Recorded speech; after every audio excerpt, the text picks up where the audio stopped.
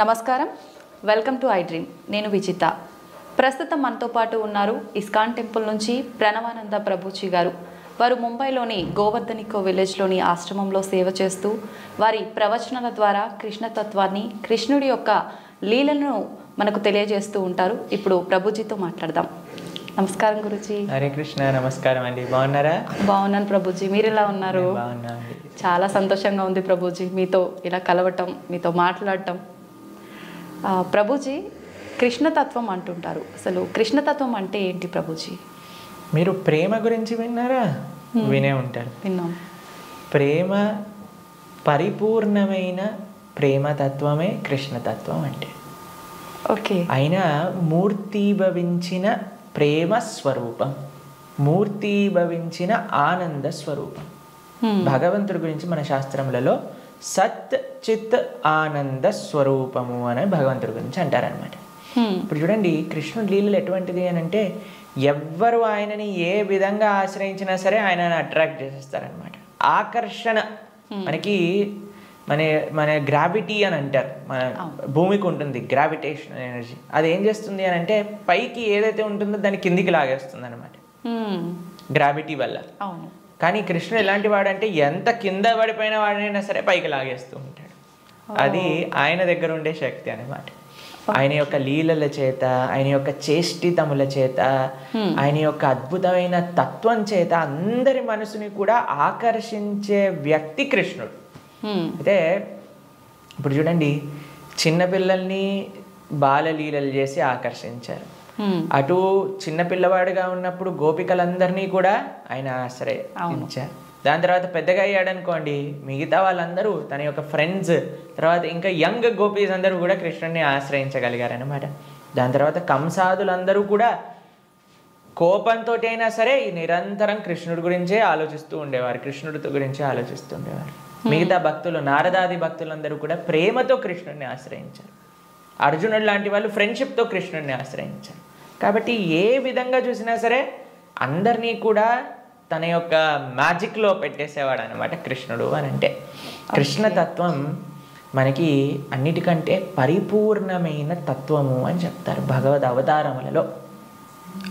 మనకి భాగవతం చెప్తుంది, సాక్షాత్గా అన్ని అవతారముల యొక్క ఏదైతే మూల కారణం ఉందో అది కృష్ణతత్వం అని కూడా మనకి చెప్తారు శ్రీమద్ భాగవత ప్రమాణంగా చూస్తే. ఓకే.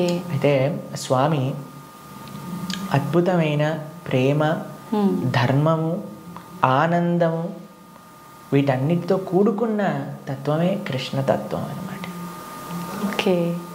అయితే ప్రభుజీ, హిందువులు కృష్ణుణ్ణి అసలు ఎందుకు పూజించాలి ప్రభుజీ? హిందువు అని అంటేనే రామకృష్ణాదులందరినీ కూడా ఆరాధన చేసేవారే.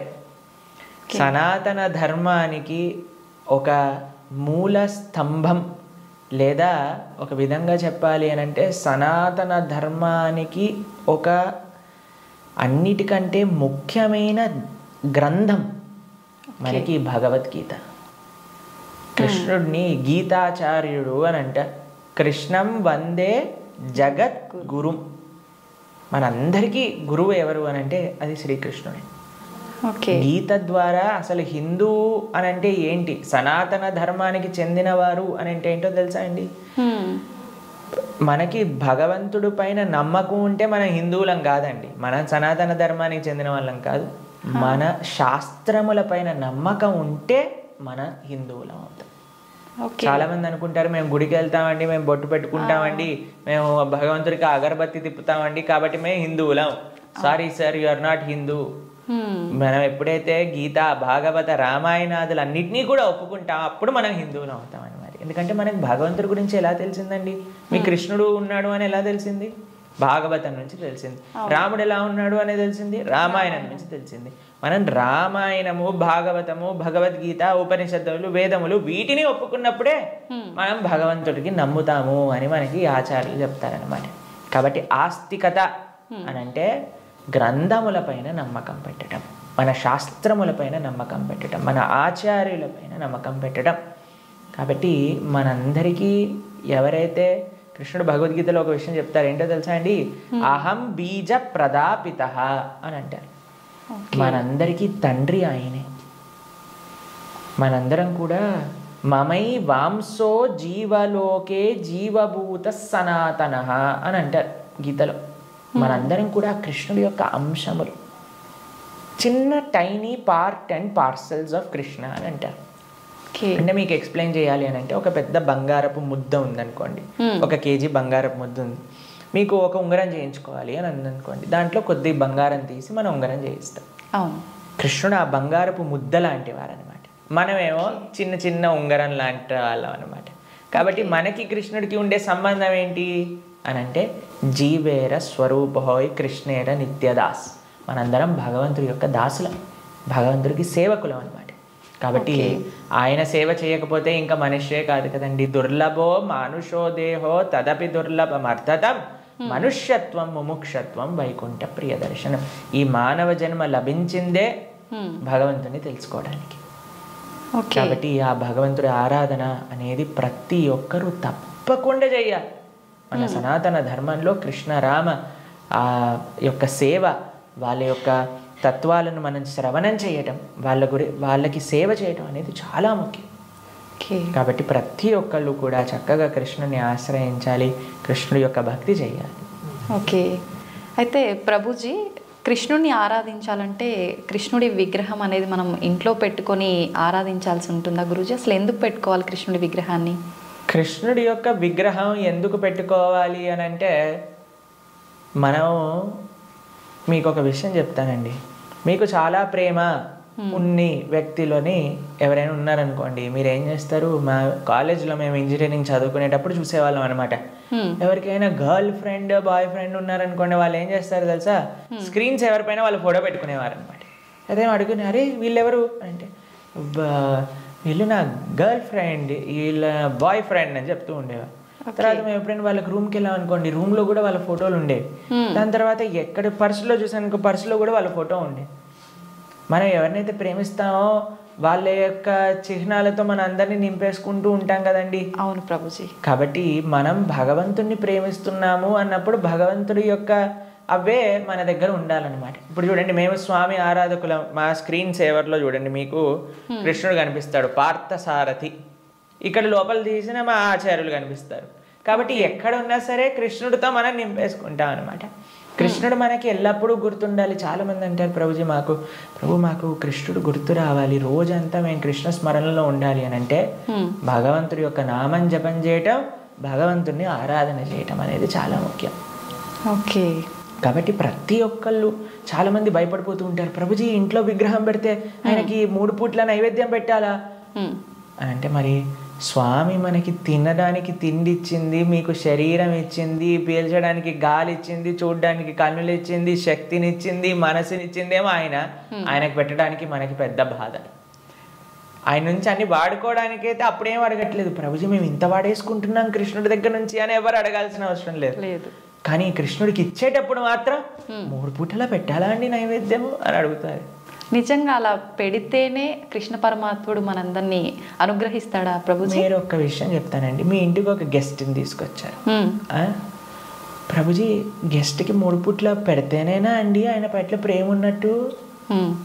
ఆయన ఉపవాసం ఉంటే నాకేముందండి, ఆయన వచ్చి అక్కడ ఉన్నాడు, ఆయనంతా ఆయన ఉంటాడు, ఆయనకి ఏదైనా ఆకలేస్తూ వండుకొని తినమనండి అని అంటారండి గెస్ట్ని ఎవరినైనా? లేదు ప్రభుజీ.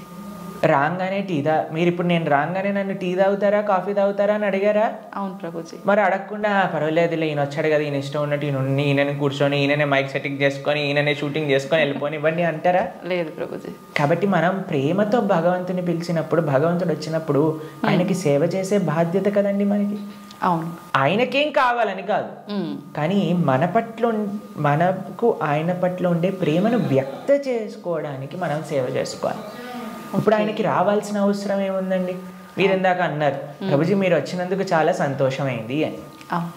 కాబట్టి మనలాంటి ఏదో చిన్న వ్యక్తి ఒకళ్ళ దగ్గరికి వెళ్తేనే మనం సంతోషపడుతున్నామే, అఖిలాండ కోటి బ్రహ్మాండ నాయకుడు మన ఇంటికి వచ్చాడు ఒక విగ్రహ రూపంలో మన సేవ స్వీకరించడానికి అని అంటే ఎంత ఆనందంతో మనం స్వామిని స్వీకరించాలి చెప్పండి, ఎంత విశేషంగా స్వామిని ప్రేమించాలి చెప్పండి.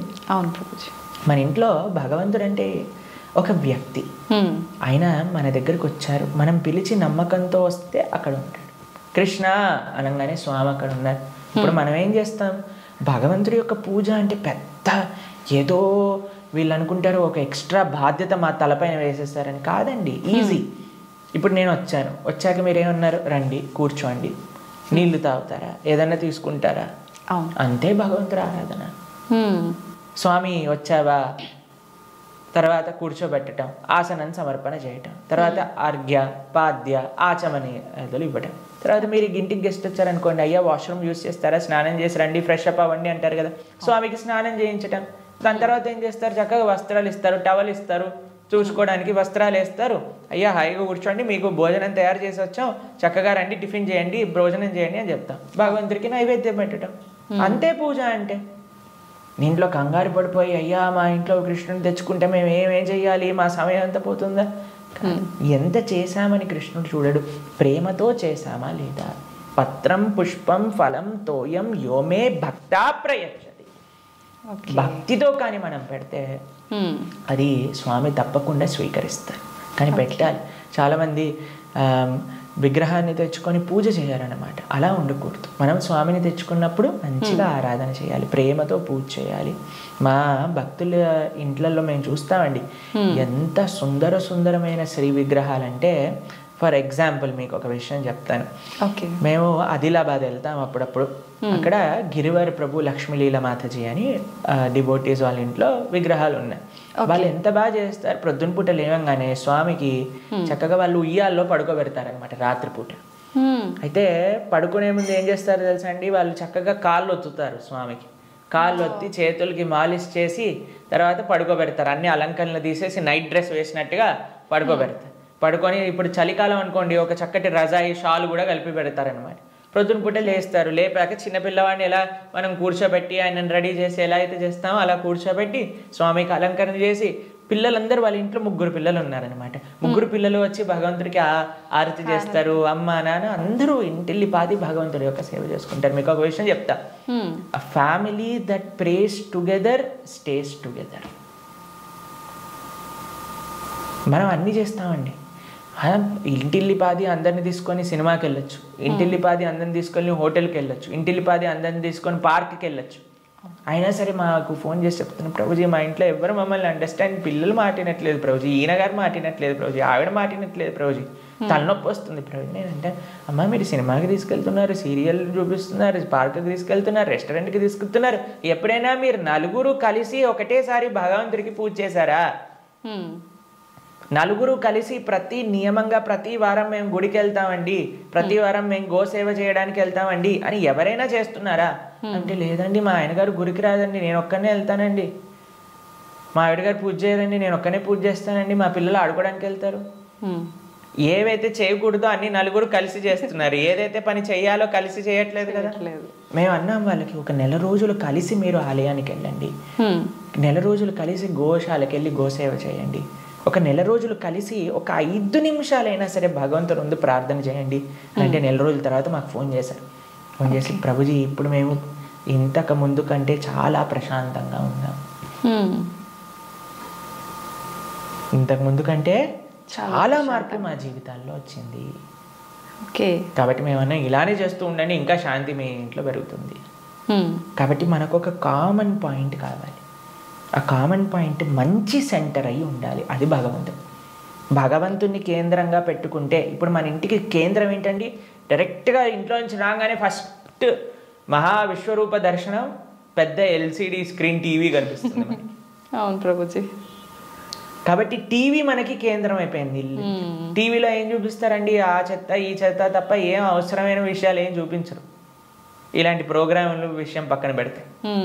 కాబట్టి మనిషికి ఏది మంచిదో అది మనకి కేంద్రంగా ఉండాలి. ఇప్పుడు దురదృష్టవశాత్తు టీవీలు కేంద్రం అయిపోయాయి ఇంటికి. ఎంత పెద్ద టీవీ ఉంటే అంత గొప్ప స్టేటస్ నీది అని చెప్పుకునే వాళ్ళు కూడా తయారైపోయారు. మేము ఒక భక్తుల ఇంటికి వెళ్ళాం. జనరల్గా భక్తుల ఇంట్లలో టీవీలు చూడం మేము ఎప్పుడు కూడా. వాళ్ళు టీవీలు తీసేసి ఎక్కడైతే టీవీ ఉండాలో అక్కడ ఆలయం ఉంటుంది. మా ఇంట్లో కూడా టీవీ ఉండదండి. మా ఇంట్లో హాల్లోకి వెళ్తే ఫస్ట్ కనిపించేది మీకు మా పూజా గది, మా ఆరాధన మూర్తులు అన్నీ కూడా కనిపిస్తూ ఉంటాయి అన్నమాట. డెలిబరెట్లీ మేము అసలు టీవీ పెట్టలేదు హాల్లో, ఎందుకంటే అందరికీ కేంద్రం భగవంతుడు ఉండాలి అట్లీస్ట్ అని. కాబట్టి భక్తుల ఇంట్లలో ఎక్కడైతే టీవీ మెయిన్ ప్రదేశం ఉంటుందో అక్కడ తప్పకుండా పూజ రూమ్ ఉంటుంది.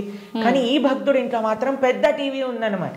ఓకే. అయితే నేను అడిగి ఆశ్చర్యపోయాను, అదే టీవీ ఉంది ప్రభుజీ ఒకసారి వెనకాల చూడండి అనగానే ఏం వైర్ లేవు, ఉత్తి టీవీ అలా పెట్టి ఉంటారనమాట.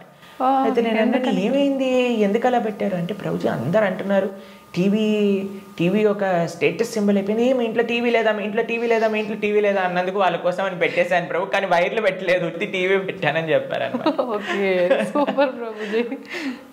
కాబట్టి ఇప్పుడు చూడండి, మన జీవితంలో దేన్ని మనం చూస్తూ ఉంటే, దేన్ని మనం వింటూ ఉంటే, దేని గురించి మనం మాట్లాడుకుంటూ ఉంటే, దేని గురించి మనం తలుస్తూ ఉంటే అలా మన మనసు అయిపోతుంది. ఓకే. మీరు చెడు విషయాలు వింటూ, చెడు కార్యక్రమాలు చూస్తూ, అనవసరమైన అక్కర్లేని గొడవలు, మన ఇల్లు ఎంత ప్రశాంతంగా ఉన్న సీరియల్లో మనం గొడవలు చూస్తూ ఉంటే ఆ గొడవలు మన ఇంట్లోకి కూడా వస్తాయి ఒక రోజున. ఎందుకంటే అదే కదండి మన మనసులో దింపేది, అదే కదా మన మనసులో అంత నాటుకుపోయేది. నేను చిన్న చిన్న పిల్లల్ని చూస్తాం, అప్పుడప్పుడు విచిత్రమైన స్లాంగ్లో మాట్లాడతారు. ఓయ్ ఏంట్రా ఇది ఎక్కడ పట్టుకున్నావు నువ్వు అని అంటే, ఆ సినిమాలో అలా మాట్లాడా హీరో. ఓకే. మేము స్కూల్లో చదువుకుంటున్నప్పుడు మాకు గుర్తుందనమాట, ఒకసారి మేము ఒక బర్త్డే పార్టీకి వెళ్ళినప్పుడు మా ఫ్రెండ్ ఇలా షర్ట్ టక్ చేసుకుంటారు కదా, ఒకవైపు వదిలేశాడు అనమాట, ఒకవైపు టక్ చేసుకున్నాడు. నేను రే నువ్వు ఇంకో వైపు టక్ చేసుకుంటా మర్చిపోయావురా అని అంటే, అది కాదు ఇప్పుడు ఇది లేటెస్ట్ ఫ్యాషన్ అని అన్నారు. ఎక్కడ చూసావు నువ్వు అని అంటే, సినిమాలో చూసాను.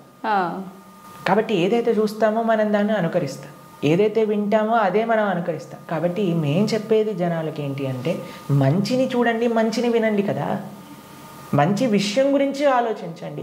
భగవంతుడి కంటే మంచి విషయం ఏముందండి ఈ ప్రపంచంలో? అవును. కాబట్టి మన ఇంట్లో మంగళకరంగా ఉండాలి అని అంటే ఎక్కడ చూసినా భగవంతుడి గురించి ఉండాలి, ఎక్కడ చూసినా భగవత్ స్పృహ అనేది మనకు కలగాలి. మా ఇంటికి వచ్చిన వాళ్ళందరూ ఏమంటారో తెలుసా అండి, ఈ ఇల్లుకి ఉత్తి గోపురం తక్కువ, ఆలయమే సాక్షాత్తుగా అని అంటారు. మా అమ్మ వాళ్ళు ఉండే ఇల్లు మా ఇల్లు అని అంటే, మేము ఉండేది ఆశ్రమంలో. కానీ మా పేరెంట్స్ అండి ఎక్కడ చూసినా, మీకు ఎటువైపు చూసినా కృష్ణుడు కనిపిస్తూ ఉంటాడు, కృష్ణుడి యొక్క వివిధ లీలలు కనిపిస్తూ ఉంటాయి. అట్లీస్ట్ మనం మర్చిపోనే స్థితిలో ఉన్నా సరే అటు చూస్తే ఓ కృష్ణలీల, కృష్ణుడు ఇలా గోవులను కాయడానికి వెళ్తున్నారు, ఇక్కడ గోపికలతో చక్కగా నృత్యం చేస్తూ ఉన్నారు, ఓ ఇక్కడ యశోదమ్మతో ఉన్నారు అని మనకు ఆ స్పృహ రాదు. కాబట్టి మనం 24 గంటలు మనం ఒక పాజిటివ్ ఎన్వైరన్మెంట్లో ఉండటం వలన, భగవంతుడికి దగ్గరగా ఉండటం వలన అది మనకి మంచిది. కాబట్టి ప్రతి హిందువు అని అంటేనే శ్రీ విగ్రహ ఆరాధన అత్యంత ముఖ్యం. మనము భగవంతుడి యొక్క అస్తిత్వాన్ని, భగవంతుడు అన్నిటికంటే కృప ఏంటో తెలుసా అండి, ఆయనకి ఒక విగ్రహ రూపంలో మన దగ్గరికి రావడం. ఓకే. ఆ కృపని మనందరం, ఈ సనాతన సాంప్రదాయం పాపం మిగతా వాళ్ళకి ఆ అదృష్టం లేదు, వాళ్ళకి ఆ ఆనందం అంటే ఏంటో తెలియదు. కానీ మన సాంప్రదాయంలో ఆ విగ్రహ ఆరాధన, ఆ సేవ, భగవంతుడికి ఆ ప్రేమపూర్వకమైన సేవ చేస్తే అండి అసలు దానికంటే గొప్ప ఆనందం ఈ ప్రపంచంలో ఇంకొకటి లేదు. కాబట్టి అటువంటి అదృష్టాన్ని మనం వదిలేసి పూజ చేయాలా, పూజ ఎందుకు చేయాలి, పూజ చేస్తే 3 పూట్ల నైవేద్యం పెట్టాలా, పూలు తీసుకొని రావాలా, మాల కట్టాలా, బట్టలు వేయాలా, అయ్యో రామ మాకు ఇలాంటి ప్రశ్నలు ఇస్తే మాకు చాలా బాధేస్తుంది అనమాట. ఎందుకంటే మన పెద్దలందరూ, మన ఆచార్యులందరూ, మన గురువులందరూ భగవంతుడి యొక్క ఆరాధన ఎలా చెయ్యాలి, ఎంత బాగా చెయ్యాలి అని జీవితం యొక్క గోల్ భగవంతుడి ఆరాధన కోసం పెట్టేస్తే, భగవంతుడి యొక్క శ్రీమూర్తులను కాపాడటంలో పెట్టేస్తే, మనం మాత్రం ఇప్పుడు మోడర్న్ డే 21st సెంచరీ హిందువులు పూజ చేయాలా అని అడిగే స్థితిలోకి వచ్చేసాం. కాబట్టి వెరీ అన్ఫార్చునేట్. పూజ చేస్తున్నాము అంటే చాలా వరకు భయం ఒకటి మొదలైంది ప్రభుజీ అందరిలో, ఏం చేస్తే ఏం తప్పు అవుతుందో, దానివల్ల మాకేమన్నా మళ్ళీ అపచారం జరుగుతుందో, ఇట్లాంటి భయాలు ఎక్కువైపోయినాయి ప్రభుజీ. అదే కదా, ఎందుకంటే మనం దేవుడితో బిజినెస్ చేయాలి అని ప్రయత్నిస్తున్నాం కాబట్టి. బిజినెస్ ట్రాన్సాక్షన్స్లో ఏదైనా తప్పు రాసాం అనుకోండి అయిపోయానంటే, బిజినెస్ ట్రాన్సాక్షన్స్లో ఏదైనా తప్పు చేసాం అనుకోండి, ఎందుకంటే వీడు ఏం ఆలోచిస్తున్నాడు, ఇప్పుడు నేను ఇది ఇలా చేస్తే దేవుడు నాకు అది అలా ఇవ్వాలి, అయ్యా నువ్వు నాకు 1 కోటి రూపాయలు ఇస్తే నేను నీకు 10 కొబ్బరికాయలు కొడతాను. ఏంటి దేవుడు మీకు 1 కోటి రూపాయలు ఇస్తే మీరు 10 కొబ్బరికాయలు కొడతారా? దేవుడికి ఎంత పెద్ద దానం ఇస్తున్నాడు చూడండి దేవుడికి. అసలు ఇలా తయారైపోయాం కదండి. మనకి ఏం అవసరం లేదు, ప్రేమ మనకు అవసరం లేదు భగవంతుడి పట్ల. దేవుడా నువ్వు నాకు ఇది ఇవ్వు, నాకు ఆరోగ్యాన్ని ఇవ్వు, నాకు బట్టలు ఇవ్వు, నాకు డబ్బులు ఇవ్వు, నాకు కార్లు ఇవ్వు, నాకు ఇల్లులు ఇవ్వు, నాకు పిల్లలు ఇవ్వు, నాకు పెళ్లి చెయ్యి. మనం తిరుప్పావై ప్రవచనాలు చెప్తూ ఉంటే ఒక మంచి భార్య కోసం తిరుప్పావై వ్రతం చేయొచ్చా, మంచి భర్త కోసం తిరుప్పావై వ్రతం చేయొచ్చా? ప్రతిదీ కూడా మనం మన కోరికలు తీర్చుకోవడానికి భగవంతుని వాడుకుంటున్నాం. ఐ నో ఏటీఎం మషిన్ లాగా కార్డు పెట్టామా, డబ్బులు తీసుకున్నాం, దాని తర్వాత వదిలేసాం అంతే. కాబట్టి భగవంతుడు అంటే మనకి సేవ చేయడానికి వచ్చినవాడు కాదండి. భగవంతుడు అంటే మనం ఆయన సేవ చేయాలి, ఆయనను మనం ఆశ్రయించాలి, ఆయనను మనం సేవించాలి. ఇప్పుడు మీకు ఒక విషయం చెప్తానండి. ఒక చిన్న పిల్లవాడు ఉన్నాడు, తల్లి ఇలా ఎత్తుకుంది. మేము చిన్నప్పుడు చూస్తాం, మేము కూడా చేసే ఉంటాం. అప్పుడప్పుడు అమ్మ జుట్టు పట్టుకొని ఇలా పీకుతారు, చూసారా? పిల్లలు ఇలా పట్టుకొని ఇలా పీకేస్తుంటే అమ్మ అంటే ఓ ఇలా ఇలా తీసేసి ఓ మా కన్నా మా బంగారు కొండ అని అంటుంది. అంతేగాని నా జుట్టు పీకినందుకు లాగా ఒకటి పీకి పెడుతుందా పిల్లవాడిని? లేదు ప్రభుజీ. ఎందుకంటారండి? పిల్లల్ని గారాబం చేస్తుంటారు ముద్దుగా, అంటే తెలిసి తెలియని వయసు.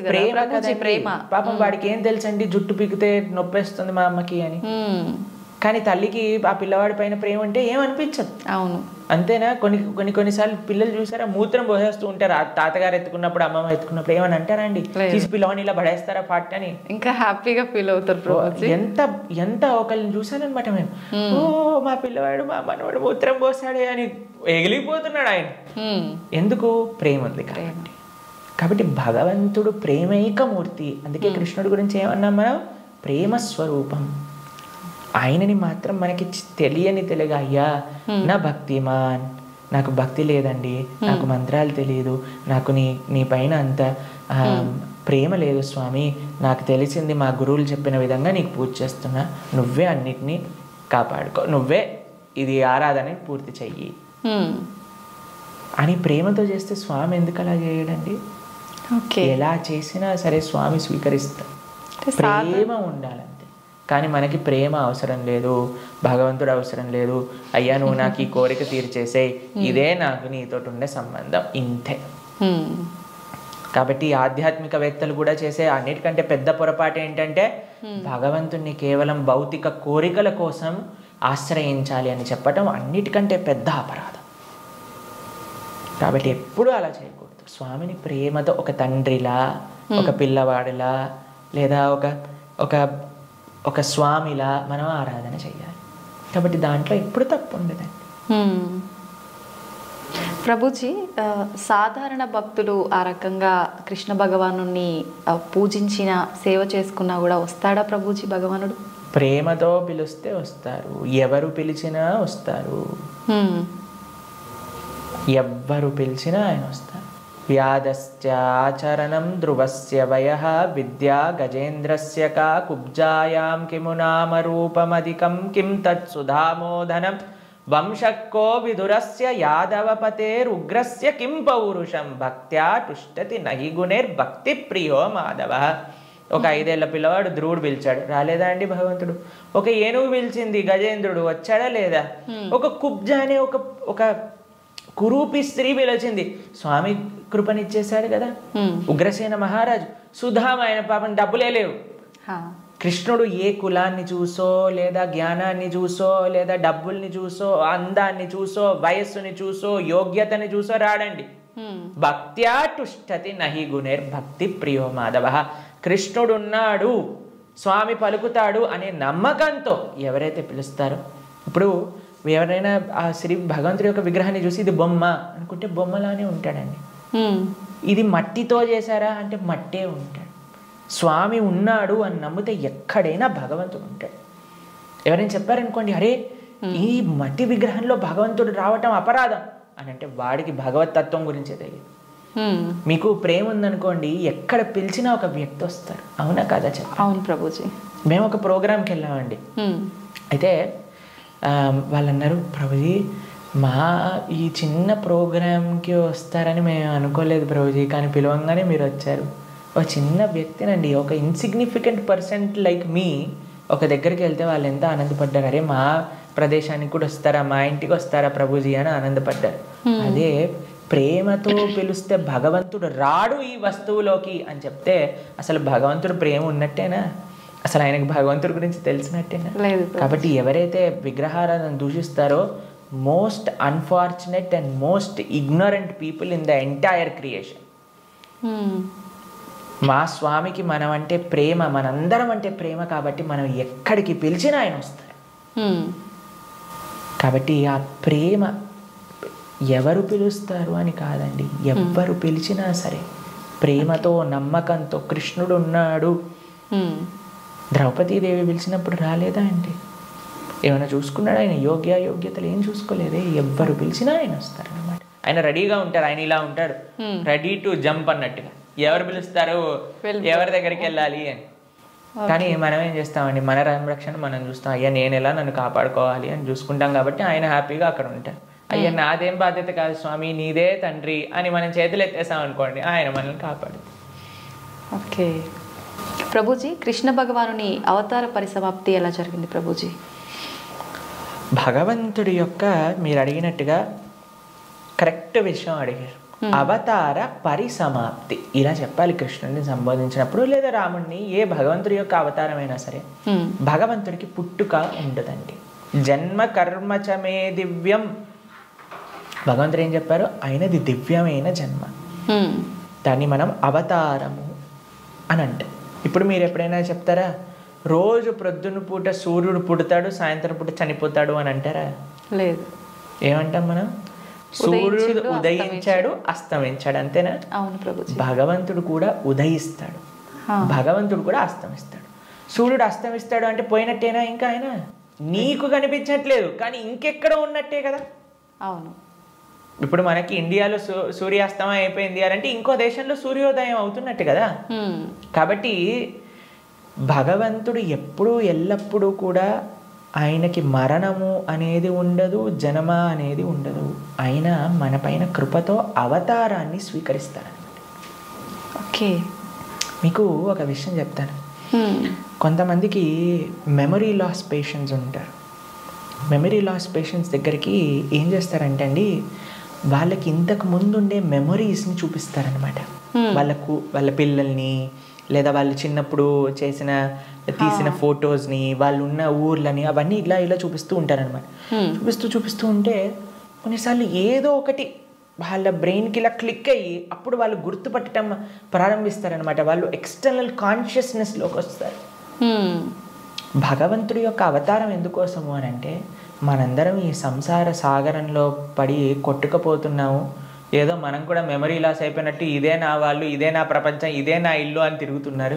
వీడి నిజమైన స్వరూపాన్ని చూపించాలి అని స్వామి అవతరించి, స్వామి యొక్క లీలల ద్వారా, రామాయణ భాగవతాదుల ద్వారా, అయ్యా ఇది నువ్వు ఈ ప్రదేశానికి చెందినవాడివి అని మనకు చూపిస్తారు. అప్పుడు నేనైతే ఈ మనుష్యుని కాదా, అయితే ఇది నేను ఈ కులానికి చెందినవాడిని కాదా, ఈ ప్రాంతానికి చెందినవాడిని, నేను కృష్ణుడి దాసున్నా, నేను ఉండాల్సింది ఆ భగవంతుడి యొక్క లోకంలో కదా అని మనం కూడా మర్చిపోయిన వాళ్ళకి కొద్దిగా బుద్ధిని ఇవ్వడానికి స్వామి అవతార స్వీకారం చేస్తారనమాట. మనందరం పడిపోయి ఈ సముద్రంలో పడిపోవడం అంటే ఏంటండి? మునిగిపోవడం. అవును. కానీ సముద్రంలో మునిగేవాడిని కాపాడాలి అని అంటే ఎక్కడో ఆకాశం నుంచి కాపాడలేదు కదండి, ఆయన కూడా సముద్రంలోకి రావాలి కదా. అలా భగవంతుడు కూడా ఈ ప్రపంచంలో దిగి మనల్ని పట్టుకొని బయటికి తీసుకురావడానికి ఆయన యొక్క అవతారాన్ని స్వీకరిస్తారు. ఆ ప్రయోజనం అయిపోయినట్టు ఏంటి ప్రయోజనం భగవంతుడు అవతరించడానికి? భగవద్గీతలో కృష్ణుడు చెప్పారు, యదా యదా హి ధర్మస్య గ్లానిర్భవతి భారత. అయ్యా ఎక్కడైతే ధర్మం నశిస్తుందో అక్కడక్కడ నేను అవతరిస్తా. పవిత్రానాయ సాధూనాం వినాశాయ చ దుష్కృతాం ధర్మ సంస్థాపనార్థాయ సంభవామి యుగే యుగే. అయ్యా ఎక్కడైతే భక్తుల్ని కాపాడాలో, ఎక్కడైతే అధర్మాన్ని నాశనం చేయాలో, ధర్మాన్ని స్థాపన చేయాలో అక్కడ నేను అవతరిస్తాను అని. కాబట్టి అప్పుడప్పుడు భగవంతుడు వివిధ రూపాలలో అవతరిస్తారు. అవతారం అయిపోయింది అంటే, ఆ ప్రయోజనం అయిపోయింది అన్నప్పుడు అవతార పరిసమాప్తి చేస్తారనమాట. కాబట్టి చాలా మంది కృష్ణుడు చనిపోయాడు, కృష్ణుడు పుట్టాడు. కృష్ణుడు పుట్టలేదండి, కృష్ణుడు చనిపోలేదు. కృష్ణుడు అవతరించారు, కృష్ణుడు అవతార పరిసమాప్తి చేశారు. మనం పుట్టంగానే అని ఏడుస్తూ ఉంటారు. ఏడవకపోయినా సరే, ఎవరైనా ఏడవకపోతే ఏం చేస్తారంటే డాక్టర్ వచ్చి 2 వేస్తాడనమాట. ఏడవాలి మనం. కానీ కృష్ణుడు పుట్టినప్పుడు తెలుసా అండి, నవ్వుతూ పుట్టాడు. అమ్మ నాన్న ఆశ్చర్యపోయాడు. జలధరుదేహు నాజాను చతుర్బాహు సరసీరు జాక్షు విశాలాక్షు జారు గదా శంఖ చక్ర పద్మ విలాసు కంఠ కౌస్తుభమణి కాంతిబాను కమనీయ కటిసూత్ర కంకణ కేయూర శ్రీవత్సలాంఛనాంచిత విహారు సురకుండల ప్రభాయుత కుంటల లాటు వైఢూర్య మణి గణవరి కిరీటు బాలు పూర్ణేందు రుచిజాలు సుగుణాల బాలు భక్తలోకపాలు కృపాభిషాలు జూచి తిలకించి పొలకించి ఒబ్బి చెలరేగ వసుదేవుడు ఉత్సహింపే అని అంటారనమాట భాగవతంలో. అంత ఆనందపడిపోయేవారు కృష్ణుని చూశాక. వసుదేవుడు పుట్టంగానే శంఖచక్ర గదా పద్మములు పట్టుకొని వసుదేవుడు అంతా ఆనందపడ్డారనమాట కృష్ణుడు అవతరించినప్పుడు. ఎప్పుడైనా మీరు చూసారండి పిల్లవాడు పుట్టినప్పుడు నానా అమ్మ బాగున్నారా మీరు అని అడగటం? కానీ కృష్ణుడు పుట్టంగానే వాళ్ళ చరిత్రలు మొత్తం కూడా చెప్తారు, వసుదేవుడిది ఇంకా దేవకీ దేవిది. దాంతోపాటు ఎంత ఆనందంగా అంటే చతుర్భుజ రూపంలో ఎవరైనా పిల్లలు చూసారా శంఖచక్రం పట్టుకొని రావటం? లేదు. కాబట్టి మనందరం ఏడుస్తూ పుట్టాం కాబట్టి మనది జన్మ.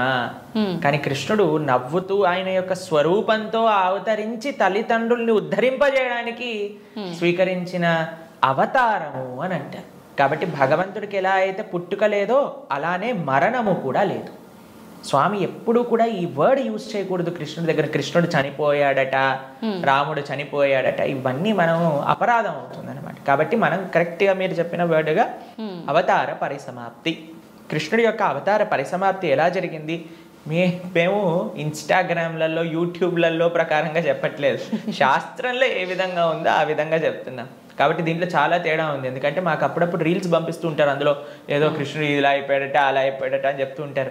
దాన్ని నమ్మకండి.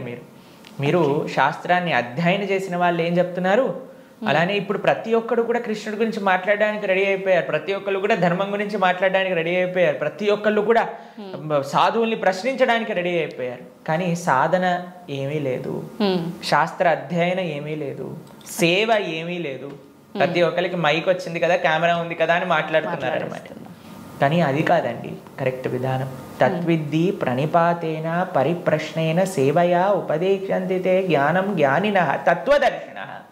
ఒక గురువు దగ్గరికి వెళ్ళి సేవ చేస్తూ ఎంత కష్టం తెలుసా అండి మీకు. ఒక విధంగా శాస్త్రం విషయాలు నేర్చుకోవాలి అని అంటే ఆ నమ్మకం, ఆ డెడికేషన్, ఆ ఇంట్రెస్ట్, ఆ సేవ, పరిప్రశ్న ఇవన్నీ కావాలి మనకి. ఇప్పుడు ఒక విషయం మనకి టీవీ మాధ్యమంగానో మన ఇంటర్నెట్ మాధ్యమంగానో అన్ని సులభము అయ్యాయి. ఆ సులభం అవ్వటంలో రెండు ఉన్నాయి. ఎవరైనా మాట్లాడింది మనం నమ్మేస్తాం. అలా కాదు. మేము ఒకటే విషయం చెప్తాం, ఎవరైతే సాధువులు చక్కటి పరంపరాగతంగా జ్ఞానాన్ని నేర్చుకున్నారో, ఎవరైతే శాస్త్ర అధ్యయన చేశారో అటువంటి వాళ్ళ దగ్గర నుంచి మనం వినాలి. ఎవరైతే గురువుల్ని ఆశ్రయించి గురువుల దగ్గర నుంచి విన్న వాళ్ళు ఉన్నారు, ఎవరైతే జీవితంలో సొంతంగా దాన్ని సాధన రూపంగా వాళ్ళు చేస్తున్నారో అటువంటి వాళ్ళ దగ్గర నుంచి వినాలి. కాబట్టి మనకి భాగవతం చెప్తుంది, భగవంతుడు ఒకానొక సమయంలో అయ్యా ఈ ప్రపంచంలో ఉండే అధర్మ మొత్తం కౌరవుల వైపు ఒక్కసారి అందరినీ గ్యాదర్ చేసేసి కంప్లీట్ చేసేస్తాడు అనమాట. ఇక అయిపోయింది అని అనుకున్నప్పుడు ఆయన చక్కగా ఒక దగ్గర ప్రభాస క్షేత్రము అనే ప్రదేశంలో ఆయన ఇలా ఉన్నారనమాట. ఉన్నప్పుడు ఒక వేటగాడు వచ్చి ఒక జింకని వేటాడుతున్న ఆయన కృష్ణుడి యొక్క పాదాన్ని, శ్రీపాదాలను చూస్తూ జింకలా అనుకొని బాణాన్ని వేశారు. వేసినప్పుడు అది కృష్ణుడి యొక్క పాదానికి తాకింది. మీకు ఒక విషయం చెప్తాను, లాజికల్గా ఆలోచిద్దాం. మీ అందరికీ లాజిక్ థింకింగ్ చాలా ఎక్కువ కదండి. పాదాలలో బుల్లెట్ దిగింది అని అనుకుందాం, బాణం కూడా పక్కన పెట్టేసేయండి, చనిపోయాడు అని మీరు ఎప్పుడైనా విన్నారా? లేదు. మన సీరియళ్ళల్లో సినిమాలలో అయితే ఇక్కడ బుల్లెట్ తగినా సరే లేచి నించొని మళ్ళీ మాట్లాడిన వాళ్ళు ఉన్నారు. కాబట్టి పాదాలలో బాణం తలిగితే ఎలా కృష్ణుడిని అవతార సమాప్తి చేశారు, శరీరాన్ని చాలించేశారు అని ఎలా చెప్తాను చెప్పండి. కాబట్టి అదొక లీల. ఎందుకండి కృష్ణుడు ఇలా లీల చేశారు? ఎందుకంటే ఆయన చనిపోయాడు అని చెప్పడానికి కొంతమందికి వీలు చూపించాలి కదా. కృష్ణుడు అండి ఈజ్ నాట్. ఇప్పుడు కొంతమంది అంటారు, మా దేవుణ్ణి నమ్మకపోతే నువ్వు నరకానికి వెళ్ళాల్సిందే. కృష్ణుడు అలాంటి వాడు కాదనమాట. కాబట్టి అయ్యా నువ్వు నన్ను నమ్ముకో, నేను నీకు కావాల్సినంత శ్రద్ధ, విశ్వాసం, భక్తిని ఇస్తాను. నువ్వు నన్ను నమ్మకు, నీకు కావాల్సినన్ని రీజన్స్ ఇస్తాను నన్ను నమ్మకపోవడానికి. కాబట్టి అటువంటి వాళ్ళకు ఒక రీజన్ ఇవ్వడానికి అనమాట. భక్తులకి భగవంతుడు అంటే ఎంత అపరిమితమైన ప్రేమ ఉంటుంది అని అంటే స్వామి యొక్క అవతార పరిసమాప్తి గురించి ఎందుకంటే స్వామి యొక్క ఈ ప్రపంచంలో ఇలా ఉన్న స్వామి అక్కడ ఉన్న భక్తులకు ఒకటే. అప్పుడు జరా అనేవాడికి ఏం చెప్పారు, అయ్యా తప్పైపోయింది స్వామి, నీ శ్రీపాదానికి నేను బాణం వేసా అంటే, ఏం కంగారు పడకు, నువ్వు వైకుంఠానికి వెళ్ళిపో అంటే ఆయన ప్రదక్షిణ చేసి ఆయన వైకుంఠానికి వెళ్ళిపోతాడు బాణం వేసినోడు. కానీ బాణం తలిగిన వాడేమో చనిపోయాడు, శరీరాన్ని విడిచిపెట్టేశారు. ఒకళ్ళు చెప్తున్నారు కృష్ణుడు నరకంలో ఉన్నాడట.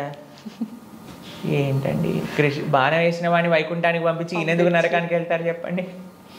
కాబట్టి భాగవతం ఏం చెప్తుంది అని అంటే, ఆయన కృష్ణుడు అలానే నవ్వుతూ అందరూ దేవతలందరూ కూడా వాళ్ళ వాహనాలలో ఆకాశాన్ని మొత్తంలో కూర్చొని, అయ్యా మా కోసం నువ్వు అవతరించావు, ఇంతమంది దుష్టుల్ని సంహరించావు అని పుష్పవృష్టి కురిపిస్తుండగా స్వశరీరంతో, అలాని శరీరం వదిలేసి కృష్ణుడు ఆత్మ వెళ్ళిపోయింది. కృష్ణుడికి ఆత్మ మనలాగా శరీరం వేరు వేరు కాదు, ఆయన సచ్చిదానంద స్వరూపం. మొత్తం ఆయనకి ఆత్మ వేరు, శరీరం వేరు, హార్ట్ వేరు అలా ఉండదండి. స్వామి ఒకటే ఒక అద్భుతమైన స్వరూపం అనమాట. ఆ స్వశరీరంతో ఆయన యొక్క నిత్యధామానికి వెళ్ళిపోయారు. శ్రీ వైకుంఠం గోలోకానికి ఆయన చేరుకున్నారనమాట. కాబట్టి ఆయన అవతరిస్తారు, అవతార పరిసమాప్తి చేస్తారు. అపియర్స్ అండ్ డిసపియర్స్, అది భగవతత్వం. ప్రభుజీ, కృష్ణ భక్తుల్ని ఏమంటారు గురూజీ, ఏమని పిలుస్తారు? భగవంతుణ్ణి ఆశ్రయించిన వాళ్ళని, కృష్ణుని విష్ణువుని ఆశ్రయించిన వాళ్ళని వైష్ణవులు అని పిలుస్తారనమాట. కాబట్టి మనకి చాలా మందికి తెలియదు పాపం. చాలా మంది అడుగుతుంటారు, వైష్ణవులు అంటే ఏంటి ప్రభుజీ, ఏదైనా కులమా అని అడుగుతుంటారు. వైష్ణవులు అంటే కులం కాదండి, భగవంతుని విష్ణువుని ఆశ్రయించిన వాళ్ళు వైష్ణవులు. కాబట్టి కృష్ణ భక్తులను ఎక్స్క్లూజివ్గా భగవంతున్నే శరణాగతి చేసిన వాళ్ళని వైష్ణవులు, శరణాగతులు అని అంటారనమాట. ప్రపన్నులు అని అంటారు, ముముక్షువులు అని అంటారు. కాబట్టి మనం భగవంతుని ఆశ్రయించిన వాళ్ళని వైష్ణవులు, కృష్ణ భక్తులు అని మనం వ్యవహరిస్తూ ఉంటాం అనమాట. స్వామి నీవే తప్ప ఇతప్పరం బెరుగని, స్వామినే ఆశ్రయించి జీవితాన్ని స్వామి కోసమే సమర్పణ చేసి గజేంద్రుడు ప్రార్థన చేశారు కదండి. ఆ విధంగా స్వామికి మాత్రమే స్వామి దివ్య శ్రీచరణాలకు శరణాగతి చేసిన వాళ్ళని వైష్ణవులు అని అంటారు. ఓకే, అయితే ప్రభుజీ, కృష్ణుణ్ణి ఒక్కొక్కరు ఒక్కొక్క రకంగా పిలుచుకుంటారు. అసలు నిజంగా కృష్ణుని ఏమని పిలుస్తారు గురు? సాంకేత్యం పారిహాసం సోహం హేళనమేవ వా వైకుంఠనామగ్రహణం అశేషాకహరం విదుహు. అయ్యా ప్రభుజీ, మీరు మంటని ముట్టుకుంటే ఏమవుతుంది అని అంటే, ఎవరు ఏ విధంగా మంటని ముట్టుకున్నా కాలుతుంది. అలానే కృష్ణుని ఎవరు ఏ విధంగా పిలిచినా సరే వాళ్ళకి ఫలితం వస్తుంది అనమాట. సాంకేత్యం పారిహాసం స్తోహం హేళనమేవ, జోగ్గా చూడు హరే కృష్ణ వాడు వెళ్తున్నాడు అన్నా సరే, కృష్ణనామం అన్నాడా వాడికి ఆ ఫలితం దొరుకుతుంది అనమాట. వీళ్ళు హరే కృష్ణ వాళ్ళు పుస్తకాలు డిస్ట్రిబ్యూట్ చేస్తుంటారు రోడ్డు పైన అని కోపంగా అన్నా, కృష్ణుడు అని చెప్పాను కదా, పని చేస్తుంది అనమాట.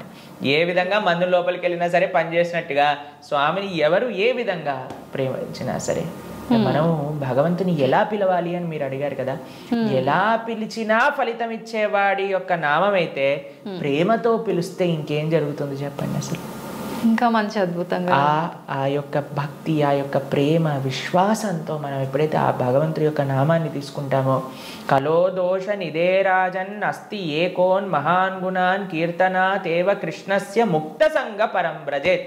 ఈ కలియుగంలో అన్ని దోషాలతో నిండిపోయింది. ఎక్కడ చూసినా సరే అండి, మాకు ఫోన్ చేసిన వాళ్ళందరూ ప్రభుజీ ఈ బాధ, ఆ బాధ, ఈ కష్టం, వాడు అలా చేశాడు, వీడు ఇలా చేశాడు, వీళ్ళు అలా మోసం చేశారు, వాళ్ళు అలా మాట్లాడుతున్నారు, వీళ్ళు ఇలా ఇబ్బంది పెడుతున్నారు, ఇదే అండి. ఎక్కడ చూసినా సరే, న్యూస్ చూసినా, టీవీ చూసినా, ఎక్కడైనా ఇదే కదండి అంతా కూడా. ఇక్కడ ఆ యుద్ధం జరుగుతుంది, ఇక్కడ ఈ యుద్ధం జరుగుతుంది, ఇక్కడ ఈ దొంగతనం అయింది, అక్కడ యాక్సిడెంట్ అయింది. ఎక్కడ చూసినా ఈ ప్రపంచంలో కష్టాలే అట. ఈ కష్టాలతో నిండిపోయిన ఈ ప్రపంచంలో నుంచి బయటపడాలి అని అంటే ఏకైక మార్గం ఏమిటి అని అంటే భగవంతుడి యొక్క నామస్మరణ. కేవలం భగవన్నామస్మరణ మాత్రమే మనల్ని తరింపజేస్తుంది ఈ ప్రపంచంలోంచి. అందుకే కృతేయ ధ్యాయతో విష్ణుం త్రేతాయాం యజతో మకై ద్వాపరే పరిచర్యాయాం కలో తత్హరికీర్తనం. ఈ కలియుగంలో శాస్త్రం ఇచ్చిన ఒక అద్భుతమైన ఔషధం ఏంటి అని అంటే భగవన్నామ స్మరణ.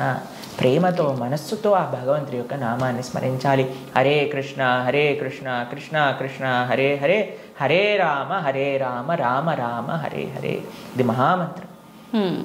అందుకే హరిర్నామ హరిర్నామ హరిర్నామైవ కేవలం కలోర్నాస్తైవ నాస్తైవ నాస్తైవ గతిరన్యద అని చెప్పారనమాట శాస్త్రంలో. ఆ భగవంతుడి యొక్క నామస్మరణ తప్ప ఈ కలియుగంలో ఇంకొక మార్గం లేదు తరించడానికి అని కూడా మన శాస్త్రం చెప్తుంది. కాబట్టి ప్రేమతో, భక్తితో, శ్రద్ధతో, విశ్వాసంతో, నమ్మకంతో మనం భగవంతుడి యొక్క నామస్మరణ చేయాలి. ఓకే. అయితే ప్రభుజీ కృష్ణుడి విగ్రహం పెట్టుకుంటుంటారు చాలామంది. అసలు ఎందుకు పెట్టాలి గురూజీ కృష్ణుడి విగ్రహాన్ని? ఇందాక మనం మాట్లాడుకున్నట్టుగా మనకి ఏ వ్యక్తి పైన అయితే ప్రేమ ఉంటుందో ఆ వ్యక్తి యొక్క స్వరూపం మన దగ్గర ఉంటుంది. కాబట్టి మన యొక్క స్వరూపమే భగవంతుడి యొక్క దాసులు. కాబట్టి భగవంతుడిని ఆరాధన చేయాలి. మనం చాలామంది చేసే తప్పు ఏంటంటే స్వామి లేకుండా అమ్మని, అమ్మ లేకుండా స్వామిని ఆరాధన చేస్తూ ఉంటారు. అలా కాదు, మనం రాధాకృష్ణుని ఇరువురిని ఆరాధన చేయాలి. మీరు ఇంట్లో శ్రీ విగ్రహాలను పెట్టుకుంటున్నారు అని అంటే ఆరాధన కూడా తప్పకుండా చేయాలి. భగవంతుడికి నైవేద్యం పెట్టడం, ఆరతి ఇవ్వటం, ఉత్సవాలు జరపటం, అభిషేకాలు చేయటం, వీటన్నింటినీ కూడా చక్కగా చేసుకోవాలి. ఇది ప్రియారిటీగా చేసుకోవాలి. ఇది చేసుకుంటే మీ జీవితంలో ఆనందం వస్తుందండి. మిగతాది ఏది చేసినా ఆనందం రాదు. కాబట్టి మనం ప్రణవానంద దాస్ అనే యూట్యూబ్ ఛానల్లో మనకి సదాచారం కోర్సులో మనం ఎలా భగవంతుడి యొక్క ఆరాధన చేయాలి అని చెప్పి ఉన్నాం. దాన్ని తప్పకుండా శ్రవణం చేయండి. అలానే భగవంతుడి యొక్క శ్రీ విగ్రహాలు మీరు తీసుకునే ముందు మనం సంపూర్ణ భాగవతాన్ని చెప్పుకున్నాం. గీతా భాగవతాలు మన ప్రణవానంద దాస్ అనే ఛానల్లో మీకు లభిస్తాయి. ఈ మొత్తం సిరీస్ని శ్రవణం చేయండి. అప్పుడు మీకు అసలు ఎందుకు నేను భగవంతుని ఆరాధన చేయాలి అనే దానిపైన క్లారిటీ వస్తుంది. దాని తర్వాత ఎలా ఆరాధన చేయాలి అనేది మీరు తర్వాత చూసుకుందరు. కానీ కాబట్టి మనం హిందువులుగా కేవలం నేమ్ సేక్ హిందూస్ అవ్వకూడదు. కేవలం బొట్టు పెట్టుకునే హిందూస్ అవ్వకూడదు. శనివారం ఉపవాసం చేసే హిందువులం అవ్వకూడదు. సంవత్సరానికి ఒకసారి వెంకటేశ్వర స్వామి దర్శనం చేసుకునే హిందువులం అవ్వకూడదు. మనం అవ్వాలి అని అంటే ఈ మన సనాతన ధర్మం యొక్క తత్వం ఏంటి, గీతా భాగవతాలు ఏం చెప్తున్నాయి, అసలు హిందూ అంటే ఏంటి అని ఫస్ట్ తెలుసుకోండి. దాని తర్వాత మీ జీవితంలో ఒక పర్పస్ అనేది మీకు లభిస్తుంది. నిజంగా అసలు చాలా మంచి విషయం గురువు గారు. ఇదైతే అసలు చాలామంది నిజంగా మీరు అన్నట్టు భగవంతుని పూజించాలి అంటే ఏదో మొక్కుబడికి పూజించడమే కానీ నిజంగా ఒక ప్రేమ అభిమానాలతోటి ఆ భగవంతుని కనుక పూజిస్తే మీరు చెప్పిన ఆ కృష్ణలీలలన్నీ చూపిస్తాడనేది నిజంగా చాలా మంచి విషయం ప్రభుజీ. ప్రభుజీ నిజంగా భక్తుడు అంటే ఎవరు ప్రభుజీ? భగవంతుడి పట్ల పరిపూర్ణమైన నమ్మకం ఉన్నవాడు భక్తుడు. సుఖాలు వచ్చినా, దుఃఖాలు వచ్చినా, అవమానాలు వచ్చినా, పొగడతలు వచ్చినా, మన జీవితంలో ఏ సిచ్యువేషన్ వచ్చినా సరే మనం భగవంతుణ్ణి ఆశ్రయించి ఆయన పట్ల నమ్మకం ఉన్నవాడు భక్తుడు. చాలాసార్లు ఏమవుతుందంటే అండి, మనకి మంచి జరుగుతున్నప్పటి వరకు వెరీ గుడ్, మనం చాలా భగవద్భక్తులం అని అంటే, కానీ ఏదన్నా చెడు జరిగిపోయింది ఏమనుకోండి, నాకెందుకు ఇలా జరిగింది, నేను ఇంత మంచివాడిని, ఆయన ఎందుకు అలా చేయలేదు, కాబట్టి ఈయన నాకొద్దు అని అంటారు చాలా మంది. మీరు ఆశ్చర్యపోతారు. అసలు నాకు నా భక్తి జీవితంలో చాలా ఇన్స్పిరేషన్గా అనిపించింది. నేను ఇప్పుడు మనకి తెలుసు పాలస్తీన్ ఇంకా ఇజ్రాయెల్లో వార్ జరుగుతుంది, గాజా అనే ప్రదేశంలో. అయితే ఒక ఆవిడ, అసలు చాలా వీడియోస్ చూశాను ఒకదాని తర్వాత ఒకటి, అక్కడ ఉండే వాళ్ళు మొత్తం ఫ్యామిలీ నష్టం అయిపోయినా, పిల్లలు చనిపోయినా, ఏం చేసినా సరే వాళ్ళు ఇలా అంటున్నారనమాట, ఏ అల్లా నువ్వు మాకు ఇది చేసావు కానీ మేము మాత్రం నీకు స్తోత్రం చేస్తాం. వాళ్ళ లాంగ్వేజ్లో వాళ్ళు చెప్తున్నారనమాట, నువ్వు ఏం చేసినా సరే మా మంచికే చేస్తావని నాకు తెలుసు, కాబట్టి ఇంకా ఇంకా మేము మిమ్మల్ని పొగుడుతూనే ఉంటాము. ఆ సిచ్యువేషన్లో కూడా అసలు ఆ నమ్మకం ఎలా ఉంది అని నాకు చాలా ఇన్స్పిరేషన్గా అనిపించింది. అరే ఎంత ట్రూ డివోషన్ వాళ్ళకి ఉన్నది, ఒక నమ్మకం వాళ్ళ దేవుడి పట్ల వాళ్ళకు ఉన్నది. కానీ మనం ఎన్నిసార్లు చాలామంది చూస్తుంటాం. మొన్న నాకు ఎవరో వీడియో పంపించారు, అందులో చెప్తారు ఒక వెంకటేశ్వర స్వామి ఫోటో ఉంటుందన్నమాట. ఒక ఆవిడ చెప్తారు, ఓయ్ నేను చెప్పింది చేస్తావా లేదా, ఇంకో దేవుడిని తీసుకొచ్చి పెట్టేయాలనా అని అంటుందన్నమాట. అయితే నేను చూసి ఆశ్చర్యపోయాను అనమాట. మనకి ఎందుకు ఇలాంటి ఫేత్, ఇలాంటి నమ్మకం ఎందుకు లేదు? ఎప్పుడైతే మనం ఎంతైతే మనకి ఇన్వెస్ట్మెంట్ చేస్తామో అంతే రిటర్న్ వస్తుంది కదండి. అలానే మన నమ్మకం, మాన అపమానాలు, ఇవి సుఖ దుఃఖాలు, ఇవన్నీ ప్రపంచంలో ఒక భాగం అండి. ఇదంతా జీవితంలో ఒక భాగం.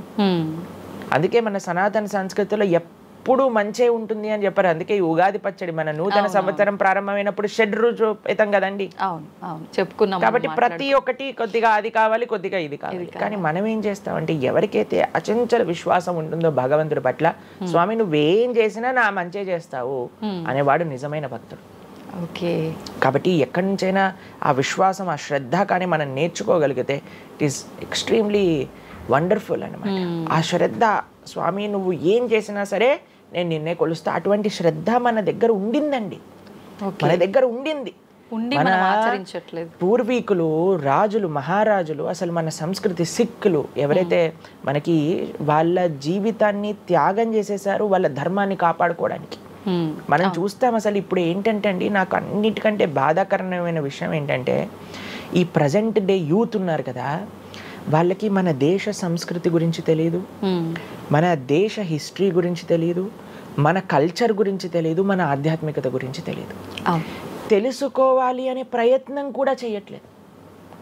ఎవరు అసలు దేశాన్ని కాపాడాలనుకుంటుంది? అసలు మన పూర్వీకులు మనకి ఎలాంటి సంపత్తిని ఇచ్చారు?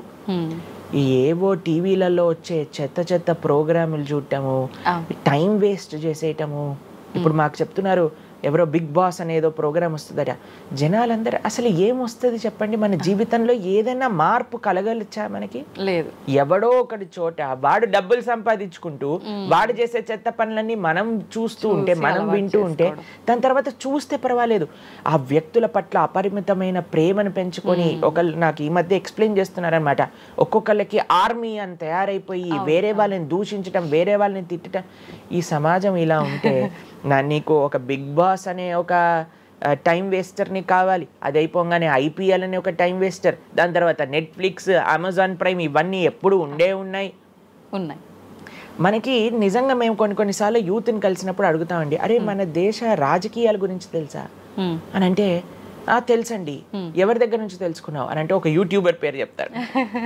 ఆ యూట్యూబర్ ఏమో ఎక్కడో వేరే దేశంలో కూర్చొని మన సంస్కృతిని, మన రాజకీయాల్ని ఎలా ఒక వేరే దిశగా నడిపించాలో నడిపిస్తుంటారు. వాడివన్నీ వింటూ వీళ్ళు ప్రభావితం అయిపోతారు అనమాట. కానీ ఏంటి అసలు మన సంస్కృతి అంటే ఏంటి, మన ధర్మం అంటే ఏంటి? అసలు కొద్దిసం భగవంతుడు చాలా దూరం అనుకోండి, కనీసంలో కనీసం మన భారతీయత అంటే ఏంటో కూడా తెలియదండి అసలు ఇలాంటి పిల్లలకి. ఈ మధ్యలో పిల్లల్ని మర్చిపోకండి. పేరెంట్స్ ఎంతమంది దృష్టి చూపిస్తున్నారు చెప్పండి? చాలా తక్కువ మంది ప్రభుజీ. ఎప్పుడు చూడు ఏ సినిమాకి వెళ్దామా, ఏ సీరియల్ చూద్దామా, ఏ రియాలిటీ షో చూద్దామా, ఏ మూవీ సిరీస్, వెబ్ సిరీస్ కొత్తగా రిలీజ్ అయిందా, ఏ ఇన్స్టాగ్రామ్లో వీడియోస్ చూద్దామా, ఇలానే ఉండిపోతే మన దేశం ఎటు వెళ్తుంది, మన రాజ్యం ఎటు వెళ్తుంది, మన సంస్కృతి ఎటు వెళ్తుంది ఒకసారి చెప్పండి. కాబట్టి భక్తి అనేది ఒక ప్రస్తుత సమాజంలో అర్థం చేసుకోవటము అనేది, ఎప్పుడైతే ప్రతి ఒక్కళ్ళు తమ దగ్గర ఉండే సమయాన్ని వెచ్చిస్తారో, ఎప్పుడైతే నేను తెలుసుకోవాలి అనే ఒక ఇచ్చ మనసులో ఉంటుందో, అప్పుడు మాత్రమే తెలియపడే ఒక అద్భుతమైన జ్ఞానం అండి అది. తత్విద్ధి ప్రణిపాతేన పరిప్రశ్నేన సేవయా అని కృష్ణుడు భగవద్గీతలో చెప్పారు. ఆధ్యాత్మిక జ్ఞానం అంటే ఎలానో అలా తెలుసుకోలేమండి, దానికి సమయాన్ని వెచ్చించాలి, దానికి ఇంట్రెస్ట్ మన లోపల కలిగి సమయాన్ని తీసుకోవాలి. అరే మనకి బిగ్ బాస్ చూడటంలో ఉన్నంత ఇంట్రెస్ట్ టైం, IPL మ్యాచ్లలో చూడడానికి ఇంట్రెస్ట్ టైం, వెబ్ సిరీస్లు చూడడానికి ఉన్న ఇంట్రెస్ట్ టైం, ఒక గీతా భాగవతం వినడానికి మనం టైం పెడుతున్నామా? లేదు, అసలు అట్లాంటి ఆలోచనే రావట్లేదు కదా. మరి భక్తి అంటే ఏంటి, భగవంతుడు అంటే ఏంటి, భగవంతుడు మనకి ఏం చేస్తున్నాడు, ఇవన్నిటికీ సమయం వెచ్చించాలి కదండి. కాబట్టి అందుకే మనం ఎప్పుడు చెప్పేది, ఒక భక్తుడు అనేవాడు అన్నిటికంటే అదృష్టవంతుడు. ఎవరికైతే భగవంతుడి యొక్క కృప అనుభవంలోకి వస్తుందో, అటువంటి అనుభవం కానీ మనం పొందాలి అని అనుకుంటే మనం సమయాన్ని కేటాయించాలి. ఇది చాలా ముఖ్యమైన విషయం. అయితే మనం ఆధ్యాత్మిక ప్రయాణం మొదలు పెట్టాలి అంటే ముందుగా చేయాల్సిన పని, మొట్టమొదటి అడుగు ఆధ్యాత్మిక ప్రయాణం ముందు పెట్టాలి అని అంటే ఇన్స్టాగ్రామ్, వాట్సాప్ని తగ్గించాలి. ఓకే. ఇంతకుముందు ఏకాదశి, ఇప్పుడు రేపు ఏకాదశి ఉపవాసం అంటే నిర్జల ఉపవాసం అని, లేదా పలాహార ఉపవాసం అని అలా చెప్తారు. కొన్ని సంవత్సరాలు అయిపోయాక ఉపవాసం అని అంటే కనీసం ఈ రోజైనా ఫోన్ చూడొద్దు అని చెప్పే రోజులు కూడా వస్తాయేమో అనిపిస్తుంది. ఎందుకంటే ప్రతిసారి కూడా అడిక్టెడ్ జనాలందరూ కూడా వాట్సాప్ వీడియోలు, స్టేటస్లు, ఇన్స్టాగ్రామ్, యూట్యూబ్, టీవీ, వీటితో అడిక్ట్ అయిపోయి ఎంత సమయాన్ని వెచ్చిస్తున్నారు. అసలు మీరు అన్నట్టుగా జపం చేయడానికి అడుగురా అంటే జపం చేయడానికి సమయం లేదంటారు, వాట్సాప్ స్టేటస్ మాత్రం చూడడానికి సమయం ఉంటుంది. ఎంత విచిత్రం చెప్పండి.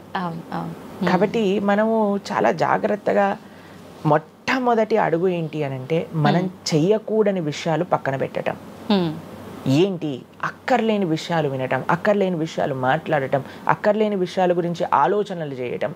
ఓకే. వీటన్నిటిని పక్కన పెట్టి 4 నియమాలు చెప్పారండి మన శాస్త్రంలో భక్తిలో ముందుకెళ్ళడానికి, ధర్మ మార్గంలో ముందుకెళ్ళడానికి. మద్యం పానం శ్రియాసూన యథా అధర్మశ్చ చతుర్విధం అని భాగవతం చెప్తుంది. 4 రకములైన తప్పుడు అలవాట్లను మనం నిషేధన చెయ్యాలట. ఏంటి ఆ 4? మద్యము అని అంటే మద్యాన్ని సేవించటం, ఎనీ టైప్ ఆఫ్ ఇంటాక్సికేషన్ అని అనుకోండి, సిగరెట్లు కానీ, మందు కానీ, గుట్కా, మానిక్ చంద్, పాన్, ఇంకేమంటారు టొబాకో, ఇవన్నీ డ్రగ్స్, ఇవన్నీ అసలు చెప్తూ ఉంటే మిగతా ఎనీ కైండ్ ఆఫ్ ఇంటాక్సికేషన్ దీన్ని పక్కన పెట్టాలి. ఓకే. మనం భక్తి మార్గంలో ముందుకెళ్ళాలి అని అంటే చెప్తున్నాను. 2 మద్యం పానం శ్రియ అసూన. జూదము ఇంతకుముందు జూదం ఆడుతూ ఉండేవారు, మనకు తెలుసు పాచికలాట అని అనేవారు. మహాభారతంలో యుధిష్ఠిర మహారాజు గారు ఆడినప్పుడు ఏమైంది వాళ్ళ జీవితంలో మనందరికీ తెలుసు. ఎన్ని కష్టాలు పడాల్సి వచ్చింది, ఆస్తంతా వెళ్ళిపోవాల్సి వచ్చింది, అరణ్యానికి పాలవ్వాల్సి వచ్చింది. చాలా మంది అడుగుతారు ఎందుకు మహాభారతం యుధిష్ఠిరుడు ఆడాడు. ఆయన ఆడి చూపించారు, అయ్యా ఆడితే ఈ పని అవుతుంది. మనందరికి ఎగ్జాంపుల్ సెట్ చేయడానికి ఆయన చేశారు. సరే, ఆయన చేసింది తప్ప కాదా, ఆయన ఏం అనుభవించారో తెలుసు కదండి. మనం ఎందుకు చెయ్యాలి ఆ పని? ఇప్పుడు జూదం యొక్క విపరీతమైన కాన్సిక్వెన్సెస్ తెలుసా అండి. ఇప్పుడు బెట్టింగ్ గేమ్లని, IPL మ్యాచెస్ కి బెట్టింగ్స్ అని, లేదా ఏది వస్తే దానిపైన బెట్టింగ్లు పెట్టడం, అవి ఇవి ఎన్ని అప్లికేషన్స్ తయారైపోయి ఎన్ని ఒక యువతని ఒక తప్పుడు మార్గంలో పెట్టడానికి. అసలు మాకు అప్పుడప్పుడు మేము యూట్యూబ్ చూస్తాం కదండి ప్రవచనాలు వినడానికి, మా గురువు గారి ప్రవచనాలు వినడానికి మేము చూస్తుంటాం అనమాట. అప్పుడు వస్తుంది రమ్మీ సర్కిల్ అని యాడ్ వస్తుంది అనమాట. ఇప్పుడు పేరు చెప్తున్నారు ఎందుకు ప్రభుజీ అని మీరు అనుకోవచ్చు. ఎందుకంటే పెద్ద పెద్ద సినిమా యాక్టర్స్ వాళ్ళు ప్రమోట్ చేసేది రమ్మీ సర్కిల్ అని, మానిక్ చంద్ కంపెనీస్ని, గుట్కాలని, తర్వాత ఏవైతే అన్హెల్దీ ప్రోడక్ట్స్ కోక్ ఇలాంటివి ఏవైతే సాఫ్ట్ డ్రింక్స్ కూల్ డ్రింక్స్ ఉంటాయో వాటిని మీరు ఒక్కసారి ఆలోచన చేయండి. వాళ్ళు నిజమైన శ్రేయోభిలాషులా మనకి ఒక్కసారి ఆలోచన చేస్తే మనకు అర్థమవుతుందండి. మొత్తం ఒక దగ్గర ప్రపంచం అంతా ఇవి తప్పు, ఇవి మీకు మంచిది కాదు అని మొత్తుకుంటుంటే మీరు ఎవరైతే మీరు హీరోయిన్ నా రోల్ మోడల్ అని అనుకుంటున్నారో వాడు మీకు నేర్పించేది ఏంటి అని అంటే, నువ్వు ఈ పేకాట ఆడు, నువ్వు గుట్కా తిను, నువ్వు కూల్ డ్రింక్ తాగు, నీ జీవితం ఏమైనా మాకు పర్వాలేదు. మేము ఎక్కడికి వెళ్ళినా నోరు నొప్పొచ్చేటట్టు అరిచి చెప్తున్నా, అయ్యా ఇవి మంచిది కాదు, మీరు మంచి మార్గంలో ఉండండి, ఆరోగ్యాన్ని జాగ్రత్తగా పెట్టుకోండి, మనసు జాగ్రత్తగా ఉండండి, ధర్మాన్ని ఆచరణ చేయండి అని మేము చెప్తుంటే, కానీ జనాలకి వీటిలలో ఇంట్రెస్ట్ లేదు. వీళ్ళకి నా రోల్ మోడల్ వాళ్ళు, నా రోల్ మోడల్ ఇది అని ప్రొద్దు నుంచి రాత్రి దాకా ఇన్స్టాగ్రామ్లో చూడటం, వాళ్ళగా మాట్లాడటం, వాళ్ళగా వస్త్రాలు వేసుకోవటం, వాళ్ళలాగా మేము కూడా వాళ్ళలాగా అవ్వాలి అని అనుకుంటే వాళ్ళు ఏం నేర్పిస్తున్నారు మీకు ఒక్కసారి ఆలోచన చేయండి. ఎంతమంది దేశంలో ఉండే యువత మొత్తం కూడా తప్పుడు మార్గంలోకి వెళ్తే మన భారతదేశ భవిష్యత్తు ఏం కావాలో ఒకసారి చెప్పండి. కాబట్టి ఫస్ట్ ఏమన్నా మనం ఇంటాక్సికేషన్, సెకండ్ గ్యాంబ్లింగ్ అని అంటారు, జూదం, ఏ ప్రకారమైన జూదమైనా సరే దాన్ని పక్కన పెట్టాలి. 3వది మాంసాహారాన్ని సేవించటం, ప్రాణిహింస చెయ్యకూడదు. భగవద్భక్తి మార్గంలో ముందుకెళ్ళాలి, భగవంతుని తెలుసుకోవాలి అని అంటే మనం లాస్ట్ టైం దీని గురించి మాట్లాడుకున్నాం, మనం ఎక్స్ప్లెయిన్ చేసాం అనమాట క్లియర్గా ఎందుకు మనం మాంసాహారాన్ని స్వీకరించకూడదు అని. అది భౌతికంగా మనకి మంచిది కాదు, ఆరోగ్యరీత్యా మంచిది కాదు, ఎమోషనల్గా మంచిది కాదు, ఎన్వైరన్మెంటల్గా మంచిది కాదు, స్పిరిచువల్గా మనకి మంచిది కాదు అని ఈ రీజన్స్ అన్ని చెప్పాం. అయితే నిన్నటి రోజున మాకు ఆ వీడియో పంపించారనమాట. సరే ఏమున్నాయి అబ్బా కమెంట్స్లో అని చదువుతుంటే చాలా మంది అన్నారు, రోజు ఈ వీడియో చూడటం వల్ల మేము మాంసాహారం తినటం మానేసాము, మాకు క్లారిటీ వచ్చిందని చాలా కమెంట్స్ ఉన్నాయి. కొంతమంది ఏం రాశారు తెలుసా అండి, మరి ప్లాంట్స్కి, మరి ఆకుకూరలకి, తర్వాత మనం పండించే మొక్కలకు కూడా ప్రాణం ఉంది కదా అని. మీకు ఒక విషయం చెప్తాను, చాలా మంది ఈ ఆర్గ్యుమెంట్స్ చెప్తారండి, నాన్ వెజిటేరియన్ మానేసేయండి అని అంటే, మరి మీరు జీవహింస చేయట్లేదా, మీరు కూడా మొక్కల్ని కట్ చేస్తున్నారు కదా అని అడుగుతారు. ఇప్పుడు దానికి 2-3 విషయాలు మీకు ప్రస్తావన చేస్తాను. ఒకటి, మీరు పాలకూరని, గోంగూరని, తోటకూరని కొయ్యడానికి వెళ్ళినప్పుడు అది గట్టిగా అరుస్తూ చంపేయకు నన్ను, ఏదో ఒక రక్తం కారటం, అది ఇలా గార్లో ఎగరటం, ఇలాంటివి చేస్తుందా అండి? లేదు. ఎప్పుడైనా మీరు ఆపిల్ పండుని కొయ్యడానికి వెళ్ళినప్పుడు ఆపిల్ పండుని ఇలా అనగానే దాంట్లో నుంచి రక్తం చెట్టులో నుంచి దారాలుగా కారుతుంటుందా అండి? అదేమైనా గట్టిగా అరుస్తుంటుందా అని కొంతమంది అంటారు, అది అరుస్తుంది మనకి వినిపించదు. మనకి ఒకసారి అర్థం చేసుకోవాలి, ఒక ప్రాణికి ఒక వెల్ డెవలప్డ్ కాన్షియస్నెస్ ఉన్న వ్యక్తికి లేదా ఒక పర్సనాలిటీకి లేదా ఒక ప్రాణికి లేదా ఒక ప్లాంట్కి ఏంటి వ్యత్యాసము అనేది మనం తెలుసుకోవాలి. దాంతోపాటు ఇంకొక విషయం చెప్తాను, మరి ప్లాంట్స్ని తినచ్చు యానిమల్స్ని తినకూడదు అని ఏంటి ప్రమాణము అనంటే భగవంతుడు మనకి ఈ విషయాన్ని ప్రస్తావన చేశారు. స్వామి మనకి ఈ విషయాన్ని ఉపదేశం చేశారు. అయ్యా, నువ్వు కేవలం శాకాహారాన్ని మాత్రమే తినవచ్చును, సాత్విక ఆహారాన్ని మాత్రమే తినవచ్చును. ఎక్కడ చెప్పాడు భగవంతుడు? పత్రం పుష్పం ఫలం తోయం యోమే భక్త ప్రయశ్చతి. పత్రం పుష్పం ఫలం తోయం. నువ్వు ఫలములను, తర్వాత ఆకులను, నీటిని, పాలను, వీటితో సంబంధించినవి ఏవైనా సరే తయారు చేయొచ్చు, భగవంతుడికి నివేదన చేయొచ్చు, స్వీకరించవచ్చు. కాబట్టి మన శాస్త్రములు దేన్నైతే యాక్సెప్ట్ చేశాయి, ఇప్పుడు చెప్పాయనుకోండి, సరే ఈ ప్లాంట్స్లలో కూడా ప్రాణం ఉందయ్యా, ప్లాంట్స్ కూడా తినకు అని అంటే ఏం చేస్తామండి? గాలిని పీల్చుకుంటామా? సన్లైట్ తో బతుకుతామా మనం? ఏమన్నా ప్లాంట్స్ బతికినట్టుగా? ఏదో ఒకటి కావాలి కదా ఆహారం. కాబట్టి అన్నిటికంటే లీస్ట్ హింస, అహింస అంటే అన్నిటికంటే లీస్ట్ హింస ఎక్కడ ఉంటుందో అది. కాబట్టి మనకి శాస్త్రం ఆమోదన చేసింది, నువ్వు ఈ ఏవైతే హర్బివోరస్ అని అంటారు చూడండి, ఏవైతే పశుపక్షాదులు కాకుండా ఏవైతే మొక్కలు ఉంటాయో, ఏవైతే ధాన్యం ఉంటుందో, ఏదైతే ఫలములు ఉంటుందో దాన్ని స్వీకరించు అని. తర్వాత రెండో ఆర్గ్యుమెంట్ ఏం చేస్తారు తెలుసా అండి? నాన్ వెజిటేరియన్ అనగానే మనం కానీ తినకపోతే వాటి పాపులేషన్ మొత్తం పెరిగిపోయి పెరిగిపోయి పెరిగిపోయి పెరిగిపోయి మనల్ని చంపేస్తుంది. అయ్యా, నువ్వొక్కడు మారటం చేత ఏమీ అవ్వదు, అవును, మొత్తం మారిపోదు. ప్రపంచం ఎలా వెళ్తుందో కొంతమంది మూర్ఖులు ఉంటారు, ఎంత చెప్పినా మారని వాళ్ళు, వాళ్ళు వాళ్ళ పని చేసుకొని ఇవ్వండి అంతే. భగవంతుడు బ్యాలెన్స్ ని తయారు చేశారండి. ఆ భగవంతుడు ఆ బ్యాలెన్స్ ని క్రియేట్ చేస్తారు. నువ్వు ఆ ధర్మాన్ని ఆచరించకుండా ఉండు. కాబట్టి 3 చూసాం ఏంటి? మద్యం, పానం, శ్రియ, సూన. ఒకటి intoxication, gambling, meet eating. Last Prabhuji ఒక చిన్న డౌట్, ఇప్పుడు మాంసాహారం తినొద్దు మన శాస్త్రంలో ఎక్కడ తినమని చెప్పలేదు అని అన్నారు కదా, మరి గ్రామ దేవతలకి కోళ్ళు, మేకలు ఇలాంటివన్నీ బలిస్తుంటారు కదా, మరి అది ఎక్కడ ఉంది అసలు? మీరు అమ్మవారిని జగన్మాత అని పిలుస్తారు తెలుసా? మీరు ఎప్పుడైనా అంటారా? అమ్మ అంటారు, అంతేనా?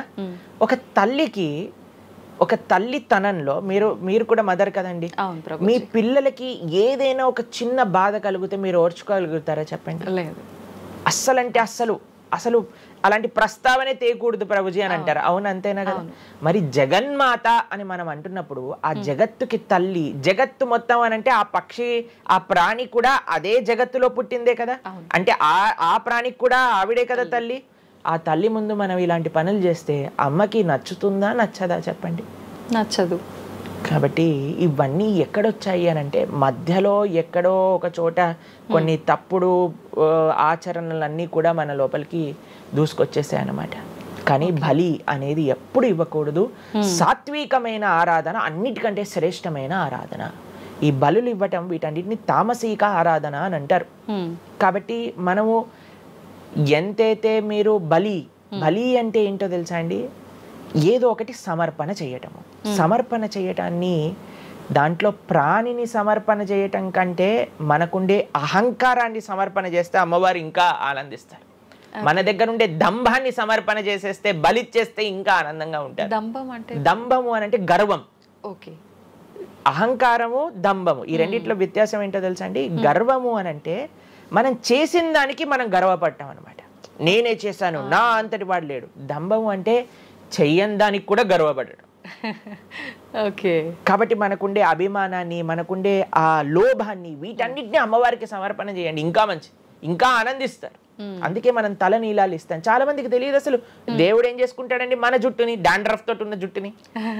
దేవుడికి ఎందుకు సమర్పణ చేయాలి మనం తల నీలాలు అని అంటే, అయ్యా నేను జుట్టు ఉంటే ఎప్పుడు కూడా ఇలా ఇలా ఇలా హెయిర్ స్టైలింగ్ చేసుకుంటూ నేనేదో చాలా హ్యాండ్సమ్ మ్యాన్, చాలా హ్యాండ్సమ్ ఉమెన్ అనుకుంటూ ఉంటారు కదా అందరు కూడా. అయ్యా, నా యొక్క ఆ సెల్ఫ్ కాన్షియస్నెస్ ని సమర్పణ చేస్తున్నా నీ దగ్గర. మనం గుడికి వెళ్ళి కొబ్బరికాయ కొడతాం. కొబ్బరికాయ ఎందుకు కొడతామండి? మనం కూడా అలాంటి హార్టెడ్ వ్యక్తులం అనమాట. మనకు కూడా ఆ గర్వంతో మనం కూడా పైన ఉండే షెల్ ఉంటుంది కదా, ఎంత హార్డ్గా ఉంటుంది. కానీ ఎప్పుడైతే అది పలగొట్టేస్తామో అప్పుడు లోపల మంచి తీయటి నీరు మనకి దొరుకుతుంది. కొబ్బరి ఎంత స్వీట్గా ఉంటుంది, అది మనకు కలుగుతుంది. మన హృదయంలో ఆ సున్నితమైన భావాలు ఉన్నాయి, కానీ మనకుండే అజ్ఞానము, మనకుండే అహంకారం, మనకుండే అవిద్య దాన్ని ఆపేస్తుంది. అందుకే భగవంతుడి ముందు, స్వామి నీ ముందు నా అహంకారాన్ని సమర్పణ చేస్తున్నా అనే భావనతో మనం కొబ్బరికాయ కొట్టాలి. అంతేగాని కొబ్బరికాయ తీసుకెళ్ళి కొట్టేసి నేను ఈరోజు 108 కొబ్బరికాయలు కొట్టాను దేవుడి దగ్గర అనే అహంకారం వచ్చింది అనుకోండి, కొబ్బరికాయ కొట్టడమే వేస్ట్, ఫలితం లేదు. కాబట్టి మనందరం అర్థం చేసుకోవాలి అసలు ఏంటి భావన. బలి అని అంటే ప్రాణి బలి కాదయ్యా, నీ దగ్గర ఉండే చెడు గుణాలను బలి. కాబట్టి ఈ 3 విషయాలు అయిపోయి 4వ విషయం ఏదైతే మనం చేయకూడదో ఇల్లిసిట్ సెక్స్ అని అంటారు, వ్యభిచారము అని అంటే పురుషులు స్త్రీలు పురుషులు. నిన్నే ఒకళ్ళు చెప్తున్నారు, ఒక టీవీలో ఒక న్యూస్ వచ్చిందట, వన్ ఆఫ్ ది మోస్ట్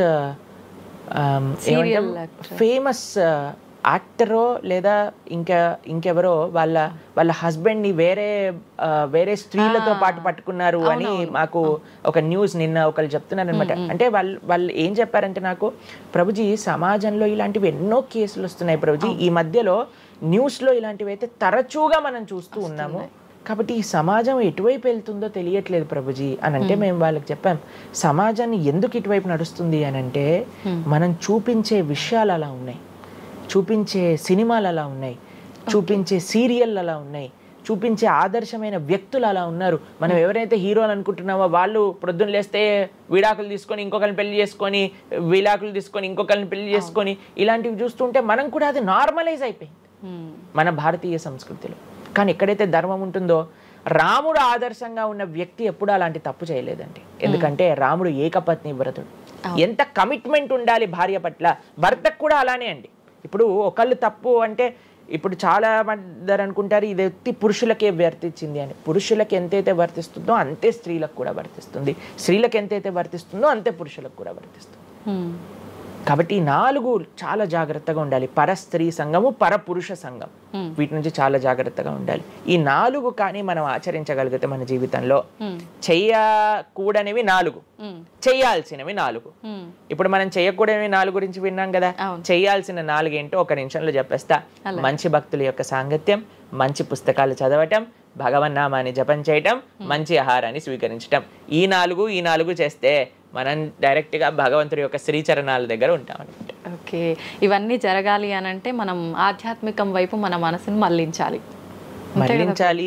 మనకి ఆధ్యాత్మికము అవసరము అని మనం తెలుసుకోవాలి. ఎప్పుడైతే తెలుసుకుంటామో మనం సమయాన్ని ఇవ్వగలుగుతాం. ఓకే ప్రభుజీ, జపం అని అంటుంటారు, నిజంగా జపం అంటే ఏంటి ప్రభుజీ? ఏ విధంగా జపం చేయాల్సి ఉంటుంది? జపము మనకి కలియుగంలో తరించడానికి మార్గం. కృతేయ ధ్యాయతో విష్ణుం త్రేతాయాం యజతోమకై ద్వాపరే పరిచర్యాయాం కలో తత్ హరికీర్తనం అని చెప్పారు. భగవంతుడి యొక్క నామ జపం అత్యంత శ్రేష్టమైనది.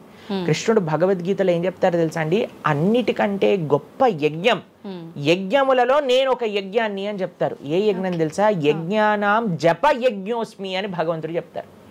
అన్నిటికంటే గొప్ప యజ్ఞం జపం చేయడం అనమాట. ప్రతిరోజు జపం చేయాలి. మేము ప్రతిరోజు 2 గంటల పాటు జపం చేస్తాం ప్రొద్దున పూట. ఏంటి జపం చేయాలి? భగవన్నామాన్ని జపం చేయాలి. భగవన్నామము అత్యంత సులభంగా మనల్ని భగవంతుడి యొక్క కృపని తెచ్చిపెడుతుంది, భగవంతుడి యొక్క రియలైజేషన్ మనకిస్తుంది అనమాట. అందుకే హరిర్నామ హరిర్నామేవ కేవలం కలోర్ నాస్తేవ గతిరన్యద అని చెప్పారు. అన్నిటికంటే శ్రేష్టమైనది ఎటువంటి రూల్స్ అండ్ రెగ్యులేషన్స్. ఇప్పుడు కొంతమంది అనుకుంటారు జపం అంటే చాలా రూల్స్ ఉండాలి, అది చేయాలి ఇది చేయాలి అని. ఏం లేదు, చక్కగా శుచిగా ఉండండి, శుభ్రంగా ఉండండి, భగవంతుడి ముందు దీపం పెట్టండి, కూర్చోండి, ఒక జపమాల పట్టుకోండి. హరే కృష్ణ కృష్ణ కృష్ణ హరే హరే, హరే రామ రామ రామ హరే హరే. సింపుల్ మంత్రం, ఎవరైనా చేయొచ్చు, ఎటువంటి కాంప్లికేషన్స్ లేదు. ఏ స్థితిలో ఏ అవస్థలో ఉన్న వాళ్ళైనా సరే చక్కగా జపం చేయొచ్చు. ఎటువంటి నియమాలు లేదు. ఎప్పుడైనా సరే చక్కగా భగవన్ నామానికి నియమం లేదు, మంత్రాలకి నియమాలు ఉన్నాయి. కానీ ఇది భగవన్ నామం. ఇటువంటి నామాన్ని కానీ మనం హరినామం అని అంటారు దీన్ని. ఈ హరినామాన్ని కానీ చక్కగా జపం చేయగలిగితే మనకి బ్రహ్మాండమైన ఫలితాలు, ఆ భగవంతుడి యొక్క కృప మనం ఎక్స్పీరియన్స్ చేయగలుగుతాం మన జీవితంలో. ఇప్పుడు మీరు చూడండి, నోట్లు ఎప్పుడైనా మనం లెక్క పెట్టామనుకోండి, ఎలా లెక్క పెడతారు తెలుసా? ఇలా ఇలా 1 2 3 4 5 6 7 8 9 10 అని లెక్క పెడతారు, అంతేనా? ఏదైతే నోట్లు లెక్క పెట్టేటప్పుడు ఎప్పుడు మనం బయటికి లెక్క పెడతాం, ఎందుకంటే ఇది ఎప్పుడు బయటికి వెళ్ళేదే. కానీ జపం చేసినప్పుడు ఎలా లెక్క పెడతారో తెలుసా అండి? మీరు జపం చేస్తుంటే హరే కృష్ణ కృష్ణ కృష్ణ హరే హరే, హరే రామ రామ రామ హరే హరే అని లోపలికి అంటాం మాలని. నోటిని బయటికి అంటాం, జపాన్ని లోపలికి అంటాం లెక్క పెట్టేటప్పుడు. ఎందుకంటే ఇది ఎప్పుడు మనతో పాటు వచ్చేది ధనం, ఇది వెళ్ళిపోయే ధనం. కాబట్టి శాశ్వతంగా మన లోపలతో వచ్చే ధనం, జన్మాంతరాలకు కూడా మనల్ని ఉద్ధరింపజేసే ధనం ఏదన్నా ఉంటే అది భగవన్నామ జపం. నిజంగా ఎంత మంచి మాట ప్రభుజీ. అసలు ఈ లాజిక్ అర్థమే కాలేదు ఎప్పుడు మాకు. మీరు చెప్పేదాకా ఇంత లాజిక్ ఉంది అని అనిపించలే. చాలా మంచిగా చెప్పాము. ప్రతి ఒక్కళ్ళు చిన్న పిల్లల నుంచి, మా దాంట్లో మా గ్రూప్ లో మీరు చూస్తే చిన్న చిన్న పిల్లల నుంచి వృద్ధుల వరకు అందరు జపం చేస్తారు. అంతెందుకండి, మీరు చూస్తారు హరే కృష్ణ భక్తులు దేశ విదేశాల నుంచి ఉన్న వాళ్ళందరూ జపమాల పట్టుకొని జపం చేసే వాళ్ళని మనం చూడట్లేదు. కాబట్టి మనకి ఎందుకు జపం రాదు? టైం వస్తుంది, టైం ఉంది. ఎక్కడెక్కడ టైం వేస్ట్ చేస్తున్నామో తెలుసుకుంటే ఎక్కడ దాన్ని యూటిలైజ్ చేయాలో తెలుస్తుంది. అవును, సమయంతో పని ఉందా ప్రభుజీ? ఏ సమయంలో అయినా ఏ సమయంలో అయినా చేసుకోవచ్చు, కానీ ప్రొద్దున పూట చేస్తే అత్యంత శ్రేష్టమైన. ప్రొద్దున పూట మనం త్వరగా లేసి, త్వరగా స్నానం చేసి, త్వరగా జపం చేసుకోగలిగితే ఆ రోజంతా బ్రహ్మాండంగా ఉంటుంది. ధ్యానం కూడా చేస్తుంటారు చాలా మంది. జపానికి ధ్యానానికి వ్యత్యాసం ఏంటి? మనము భగవన్నామ నామాన్ని జపం చేస్తూ భగవంతుడి గురించి ధ్యానం చేయాలి.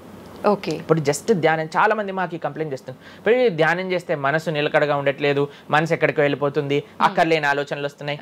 ఇప్పుడు చూడండి, పిల్లవాడు అటు ఇటు ఇటు అటు కదులుతున్నాడు అనుకోండి, ఇంట్లో ఏయ్ అనగానే అయిపోతారు. అలా మన మనసు కూడా అటు ఇటు ఇటు అటు కదులుతూ ఉంటుంది. కానీ ఎప్పుడైతే మనం మంత్రంతో ధ్యానం చేస్తామో అప్పుడు మనసు ఇలా వెళ్ళిపోయింది అనుకోండి పక్కకి, హరే కృష్ణ అనగానే ఆ మనసు వచ్చేస్తుంది, వామ్మో వీడు కాన్షియస్గా ఉండండి నేను అటు ఇటు వెళ్తుంటే. కాబట్టి మనసు కూడా మనం ఆ నామం పట్ల మనం ధ్యానం చేయొచ్చు.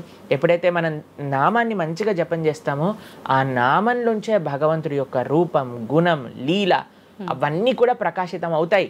కానీ ఫస్ట్ మనం ధ్యానం నామం పైన పెట్టాలి. మన ఉచ్చారణ కరెక్ట్గా ఉందా, మనం చక్కగా ఆ నామాన్ని వింటున్నామా, దీనిపైన ధ్యాస ఉండాలన్నమాట. నిజంగా చాలా మంది ధ్యానం చేసేటప్పుడు ఆ ఏకాగ్రత అనేది రావట్లేదు, ఎన్నిసార్లు ప్రయత్నించినా అంటుంటారు కదా ప్రభుజీ. ఏం చేయాలంటారు ఆ ఏకాగ్రత రావాలంటే? ప్రాక్టీస్ చేయాలి. అభ్యాసేనతు కౌంతేయ, అభ్యాసం చేయాలి. ఇదేదో చాలా మంది ఏం చేస్తారు తెలుసా అండి, ప్రభుజీ నేను 3 రోజుల నుంచి జపం చేస్తున్నా కానీ నాకు ఆ రుచి కలగట్లేదు. అయ్యా 300 కోట్ల జన్మలు తీసుకున్నాం మనము, ఆ జన్మాంతరాల్లో ఉండే వాసనలు ఉన్నాయి కదా, కొద్దిగైనా మనం సమయం ఇవ్వాలి భగవంతుడి యొక్క నామం. ఇప్పుడు మురికి పట్టిన ఒక క్లాత్ ఉందనుకోండి, ఇంకులో ముంచేసిన క్లాత్ ఉందనుకోండి, దాన్ని ఇచ్చాను అనుకోండి, ఇప్పుడు ఒక్క ఉతుకుల్లో పోతుందా ఇంకంతా? ఒక ఉతుకు తర్వాత ఇంకో ఉతుకు తర్వాత ఇంకో కొద్దిగా వెళ్తూ ఉంటుంది. కొన్నిసార్లు మనకి ఫస్ట్ 3-4 వాషెస్లో తెలియదు అసలు పోయిందా లేదా. పోతుంది కానీ మనకంత ఎవిడెంట్గా కనిపించదు. కానీ 10, 15, 20, 30 సార్లు అయ్యాక తెలుస్తుంది. 100 సార్లు అయ్యాక మళ్ళీ మనకి తెల్లగా ఆ క్లాత్ బయటికి వచ్చేస్తుంది. అలానే మనం కూడా ప్రయత్నం చేస్తూ ఉండాలి. ఎన్ని జన్మలు మనం మాయకి ఇచ్చేసి ఒక జన్మలో 3 రోజులు మనం భగవన్నామాన్ని జపం చేసి ఇప్పుడు నాకేం కలగలేదు అని అంటే ఎలా చెప్పండి? ఆ నిష్ఠ, సిన్సియారిటీ ఇవ్వాలి టైం మనకి. ఎలాగైతే మీరు టైం దీనికి ఇచ్చారో అలానే టైం భగవంతుడు కూడా ఇవ్వాలి. తప్పకుండా ఆ ప్రాసెస్లో తప్పులేదు. మన సిన్సియారిటీ ఎంత సిన్సియర్గా మనం చేస్తే అంత తొందరగా మనకు కృప అనేది లభిస్తుంది. ఓకే ప్రభుజీ, పునర్జన్మలు అని అంటుంటారు. పునర్జన్మలు ఉంటాయా? ఇందాక మీరు చెప్పినట్టు ఎన్నో జన్మల వాసనలు మనకి జన్మలో కూడా అవి ఉంటాయి అని చెప్పన్నారు కదా, ఆ వాసనలకు సంబంధించిన ఆ లైఫ్ని మళ్ళీ ఈ జన్మలో మనం అనుభవిస్తామా? తప్పకుండా. మీరు అంతెందుకండి, మీరే ఎన్నోసార్లు మీ జీవితంలో కొంతమందిని కలిసి ఉంటారు. వాళ్ళు చెప్తారు ఇది ఈ జన్మలోంచి కాదు, పక్కా వీడి పోయిన జన్మలోదే ఈ లక్షణం. ఎందుకంటే చాలా మంది అంటారు మా ఇంట్లో ఎవరండి ఇలా ఉండరండి కానీ వీడికొక్కటే ఈ గుణం వచ్చింది అని అంటూ ఉంటారు. మనం చాలాసార్లు చూస్తాం చిన్న పిల్లలకి వాళ్ళకి మనకు నేర్పించకుండానే ఒక టాలెంట్ వచ్చేస్తుంది. వాళ్ళు ఆ విధంగా నేను మొన్న బృందావనం వెళ్ళినప్పుడు మేము చూసాం, అక్కడ చిన్న పిల్లవాడండి, నాకు తెలిసి 3-4 సంవత్సరాలు ఉంటాయి, 250 కంటే ఎక్కువ ట్యూన్లలో హరే కృష్ణ మంత్రాన్ని పాడుతున్నాడు ఆయన. వాళ్ళ పేరెంట్స్ని అడిగాం, అయ్యా ఎలా నచ్చింది ప్రభుజీ, మేమేం తెలియదు ప్రభుజీ, చిన్నప్పటి నుంచి హార్మోనియం దగ్గరికి వెళ్ళి టిక్ టిక్ టిక్ టిక్ అనేవాడు, వాడే పాడుతున్నాడు, వాడికి మొత్తం హార్మోనియం ఎవ్వరు నేర్పించలేదు, వాడే పాడుతున్నాడు అని. అలా ఎన్నో, మీరు డాక్టర్ ఐన్ స్టీవెన్సన్, మీరందరూ ఇంటర్నెట్ ఉంది కదా, మీ అందరికి ఫోన్లు ఉన్నాయి కదా, డాక్టర్ ఐన్ స్టీవెన్సన్ అని నొక్కండి. 2500 కంటే ఎక్కువ కేసుల పైన ఆయన రీసెర్చ్ చేశారు. రీఇన్కార్నేషన్, పునర్జన్మ కలిగిన కేసెస్లో అనమాట. కాబట్టి మీరు జస్ట్ రీఇన్కార్నేషన్ కేసెస్ అని మీరు యూట్యూబ్లో టైప్ చేస్తే ఎన్నో వస్తాయి మీకు. కాబట్టి పునర్జన్మ ఉన్నది, పునర్జన్మ సిద్ధాంతాన్ని ప్రస్తావన చేసి వాటిని నమ్మకం ఉన్న వాళ్ళే సనాతన ధర్మానికి సంబంధించిన వాళ్ళు అనమాట. కాబట్టి ఏది కూడా మనకి స్పాంటేనియస్గా రాదు, అంతా కూడా కర్మ, whatever we do that comes around అనమాట. కాబట్టి ఈ పునర్జన్మ సిద్ధాంతం అనేది తప్పకుండా ఉన్నది, పునర్జన్మ ఉంటుంది, జన్మాంతరాల వాసనలు అనేవి ఉంటాయి. ఎప్పుడైతే మనం ఆధ్యాత్మిక సాధన, ఎప్పుడైతే మనం భగవద్భక్తి చేస్తామో ఆ వాసనలన్నీ కూడా తొలగిపోతాయి, మనం చక్కగా మంచి ధార్మికమైన వ్యక్తిలా మనం మళ్ళీ మారచ్చు అనమాట. ప్రభుజీ, పునర్జన్మ ఉంటుంది అని అనుకున్నాం మనం. అయితే పునర్జన్మ అంటే అంతకుముందు జన్మకు సంబంధించిన పాపం పుణ్యం ప్రతి ఒక్క దాని ప్రభావం ఈ జన్మలో ఉంటుందంటారా ప్రభుజీ? తప్పకుండా. చాలా మంది అంటారు, ప్రభుజీ వాళ్ళు ఇంత పిచ్చి వాళ్ళు కానీ ఇంత ఆనందం ఎందుకు వస్తుంది అని అంటే, వాళ్ళు గత జన్మలో చేసిన పుణ్యం ఇప్పుడు వాళ్ళకి వస్తుంది, ఈ జన్మలో చేసే పాపం మళ్ళీ వస్తుంది. ఎవరు కూడా ఎస్కేప్ అవ్వలేరండి. ఇప్పుడు మీరు అనుకుంటున్నారు మనం బాధపడుతున్నాం, గత జన్మలో చేసిన పాపాన్ని ఇప్పుడు మనం అనుభవిస్తున్నాం, ఇప్పుడు మేము మంచి వాళ్ళం ప్రభుజీ, మీకు కూడా వస్తుంది ఆ ఛాన్స్. కాబట్టి ఈ కర్మ సిస్టమ్ ఏదైతే భగవంతుడు ఇది చేశారో దాని నుంచి ఎవ్వరు ఎస్కేప్ కాలేరు.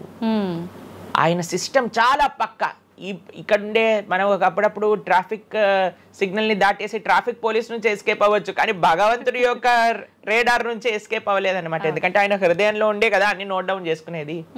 కాబట్టి తప్పకుండా గత జన్మ పుణ్యము, గత జన్మ పాప ఫలితాలు ఈ జన్మలో అనుభవించాల్సిందే. చాలా మంది మమ్మల్ని అడుగుతారు, ప్రభుజీ నరకానికి తీసుకెళ్తారు కదా, ఆ నరకానికి తీసుకెళ్తారు, మరి నరకంలోనే అంత అయిపోగొడితే మళ్ళీ ఈ జన్మలో ఇవ్వటం ఎందుకు? ఇన్స్టాల్మెంట్లో వస్తాయి, ఈఎంఐస్ కింద కట్టాల్సి వస్తుంది అనమాట మన ఫలితాన్ని. కొద్దిగా నరకంలో, కొద్దిగా ఈ జన్మలో, మళ్ళీ వచ్చే జన్మ. ఒకటేసారి ఆ యొక్క ఫలితాన్ని కానీ ఇచ్చేస్తే మనం తట్టుకోలేము. కాబట్టి భగవంతుడి యొక్క కృప నిజంగా చెప్పాలంటే ఇన్స్టాల్మెంట్స్లో వచ్చేది. ఇప్పుడు చూడండి, ఒకసారి 10 కోట్లు కట్టాలి అంటే అది ఈజీయా, లేదా ఇన్స్టాల్మెంట్ లో కట్టాలంటే ఈజీయా? అందుకే కదండి అందరు ఈఎంఐలు కావాలండి. అలానే పుణ్యము, అలానే పాపం కూడా. కొద్దిగా స్వర్గంలో అనుభవించు, కొద్దిగా ఇప్పుడు అనుభవించు, మళ్ళీ నెక్స్ట్ జన్మలో అనుభవించు. అది తప్పదు, ప్రతి ఒక్కరు అనుభవించాల్సిందే. లేకపోతే చెప్పండి, అసలు ఈ జన్మలో ఎందుకు కొంతమంది కష్టాలు అనుభవిస్తున్నారు? కొంతమందికి పుట్టుక నుంచే కష్టం వస్తుంది, కొంతమంది కొన్ని డిఫెక్ట్స్ తో పుడతారు. ఎందుకు? If god is equal to everybody, then why did god create different people differently అని అంటే, భగవంతుడు తయారు చేయలే, భగవంతుడు ఇనిషియేట్ చేశారు ఆ సిస్టమ్ని. దాంట్లో మనం ఏ విధంగా చేస్తే ఆ కర్మ ద్వారా అలా మనం పుట్టవలసి వస్తుంది. కానీ మనము పాస్ట్ గురించి చింత, అయ్యో ఎన్ని పాపాలు చేశానో నాకు ఇది వస్తుంది, దీని గురించి చింత చేయకండి. అయ్యా నేను ఫ్యూచర్లో ఇది చేసి నేను ఇలా చేయబోతుంది, దాని గురించి ఇప్పుడు నీ దగ్గర సమయం ఉంటే నువ్వు ఇప్పుడు ధర్మాచరణ చెయ్యి, ఇప్పుడు భగవంతుడిని ఆశ్రయించు, ఇప్పుడు ధార్మికంగా ఉండు. భగవంతుడు దీన్ని రెండింటినీ తీసేస్తారా, ఆయన యొక్క లోకానికి మనం వెళ్ళవచ్చు. కాబట్టి భగవంతుడు అదే చెప్పారు, సర్వధర్మాన్ పరిత్యజ్య మామేకం శరణం వ్రజ అహం త్వం సర్వ పాపేభ్యో మోక్షయిష్యామి మా శుచ. ఇది భగవంతుడు ఇచ్చిన ఒక ఆశ్వాసన భగవద్గీతలో. అన్నిటినీ వదిలిపెట్టేసాయి, అన్ని రకాల చెడు వస్తువుల్ని, అన్ని రకాల మంచి, నువ్వు నాకు శరణు వేరు, నేను నీ పాప పుణ్యాలు మొత్తం తీసేస్తాను. యద్గత్వా నివర్ధంతే తద్ధామ పరమం మమ. భగవంతుడి దగ్గర నుంచి చేరుకున్నాం అనుకోండి, మళ్ళీ ఈ ప్రపంచంలో ఈ యొక్క కష్టాలు ఉండే ఈ నేలపైన మళ్ళీ రావాల్సిన అవసరం లేదు. స్వామితో బ్రహ్మాండంగా స్వామి యొక్క సేవలో సుఖంగా ఉండొచ్చు మరి.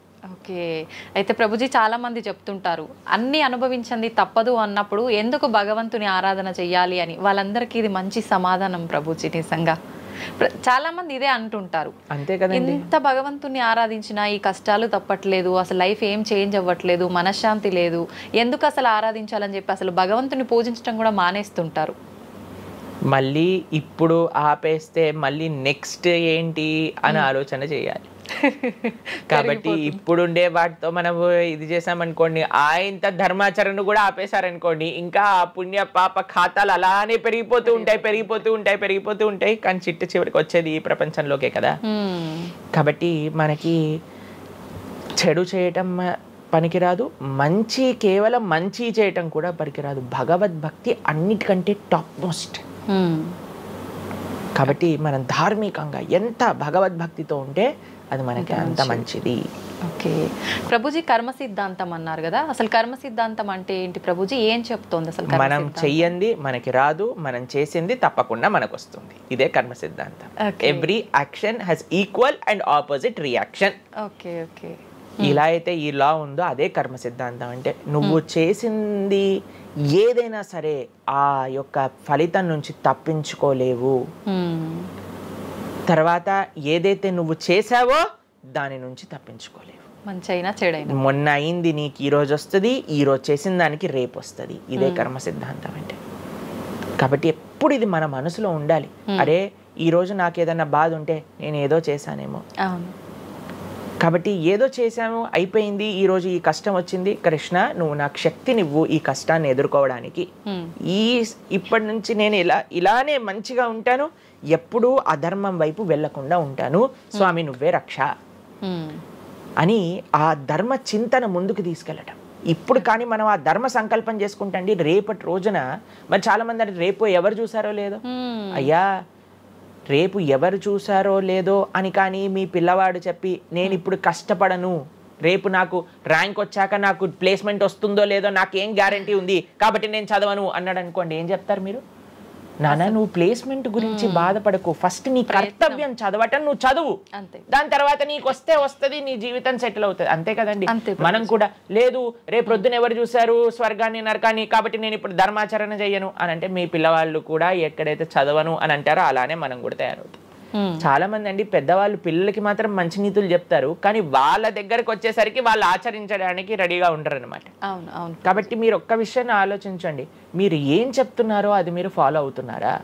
పెద్దలు ఫాలో అవుతేనే అది పిల్లలు ఆచరిస్తారు, లేకపోతే ఆచరించరు. పిల్లలకి స్కూల్ ఎలానో మనకి భగవంతుడి యొక్క సృష్టి చేసిన ఈ ధర్మం అలాంటి. కాబట్టి ఈ రెండిట్లో మనం చాలా జాగ్రత్తగా ఉండాలి. ప్రభుజీ చాలా మంది ఏ పని చేయాలన్నా కూడా ముందు వెనుక ఆలోచించి ప్రతిదీ జ్యోతిష్యాన్ని పట్టి దాని ప్రకారంగానే పనులు చేస్తూ ఉంటారు. నిజంగా జ్యోతిష్యాన్ని నమ్మొచ్చు అంటారా? జ్యోతిష్యం 100% కరెక్టే, కానీ జ్యోతిష్యాన్ని నువ్వెంత సీరియస్గా తీసుకోవాలి అది ఆలోచించాల్సిన విషయం. జ్యోతిష్య శాస్త్రం అది, శాస్త్రం ఎప్పుడూ కూడా కరెక్టే, కానీ మనకి ఎంత అవసరం అది. ప్రతిరోజు ప్రొద్దున లేవంగానే రాశి ఫలాలు ఏమైపోయాయి అని కొంతమంది చదువుతూ ఉంటారు. ప్రతి చిన్న విషయానికి ఈ రోజు ఏమైంది, ఈ రోజు ఎలా ఉంది, ఆ రోజు ఎలా ఉంది, సండే పేపర్లో వచ్చింది, ఇంకా ఈ వారం ఎలా ఉండబోతుంది, ఇవన్నీ నీకు అవసరం లేదయ్యా. నువ్వు ధర్మాచరణ చెయ్యి, భగవంతుడి పట్ల నమ్మకం పెట్టుకో, ఆయన చూసుకుంటాడు. భక్తులు ఎవరు కూడా అలాంటి విషయాలని సీరియస్గా తీసుకోరండి. ఎందుకంటే బృందావనంలో ఒక భక్తులు ఉన్నారనమాట. ఆయన అంటారు, మొత్తం అన్ని గ్రహాలు నీకు అనుకూలంగా ఉండి నువ్వు కృష్ణ భక్తుడివి కానీ అవ్వకపోతే అన్ని గ్రహాలు అనుకూలంగా ఉండి నీకేం లాభం. తర్వాత అంటాడు, అన్ని గ్రహాలు ప్రతికూలంగా ఉండి కానీ నువ్వు కృష్ణ భక్తుడు అయితే ఏవి నిన్ను ఏం చేయలేవు. ఎందుకంటే భగవంతుడు అలాంటి రక్షణ ఇస్తాడనమాట మనకి. భగవంతుడి దగ్గర ఆ శక్తి ఉన్నది. కాబట్టి మనము దేన్ని ఎంత సీరియస్గా తీసుకోవాలి? మనకి కావాల్సినది ఆధ్యాత్మికత, భక్తి. భగవంతుడి గురించి విన్నామా, భాగవత రామాయణాదులు శ్రవణం చేశామా, స్వామికి ఆరాధన చేసుకున్నామా, ఆలయానికి వెళ్ళామా, గోసేవ చేశామా, ధార్మికంగా ఉన్నామా, ఎవరికి ఏం చెడు చేయలేదా, మంచి అందరి గురించి కూడా మంచి ఆలోచిస్తున్నామా, ఒకళ్ళతో మంచిగా మాట్లాడుతున్నామా, ఎవరికి చెడు చేయట్లేదా, ఇంతవరకు నీ ఆలోచన ఉంటే సరిపోతుందండి. ఈ ధర్మచింతన మనకు కావాలి. అంతేకాని ఏమవుతుంది, నా రాసి ఏంటి, ఇదేంటి, ఇప్పుడు అంత పిచ్చి జనాలకి ఎలా పెరిగిపోయిందంటే ఒకళ్ళు అంటారు ఈ ఉంగరం పెట్టుకోమంటారు, ఒకళ్ళు అంటారు ఇలా నీ పేరు రాయి అంటారు, ఒకళ్ళు అంటారు నీ పేరులో ఏ ఏ ఏ ఏ ఎక్స్ట్రా రాయమంటారు.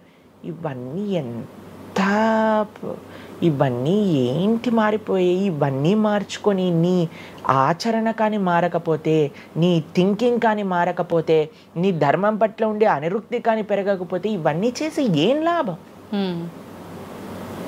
కాబట్టి మనం ఎసెన్స్ ఆఫ్ ధర్మ భగవంతుడి ఆరాధన, సవై పుంసాం పరో ధర్మో యతో భక్తిర్ అదోక్షజే. అటువంటి స్వామిని ఆశ్రయించటంలో మన టైం పెట్టాలి, కానీ ఇలాంటి చిన్న చిన్నవి చూసుకోవటం, వీటి కోసం మనం సమయాన్ని వేస్ట్ చేసుకోవటం మంచిది కాదు. జ్యోతిష్యం కరెక్టా? 100% కరెక్ట్. నీకెంత కావాలి అది నువ్వు ఆలోచన చేసుకో.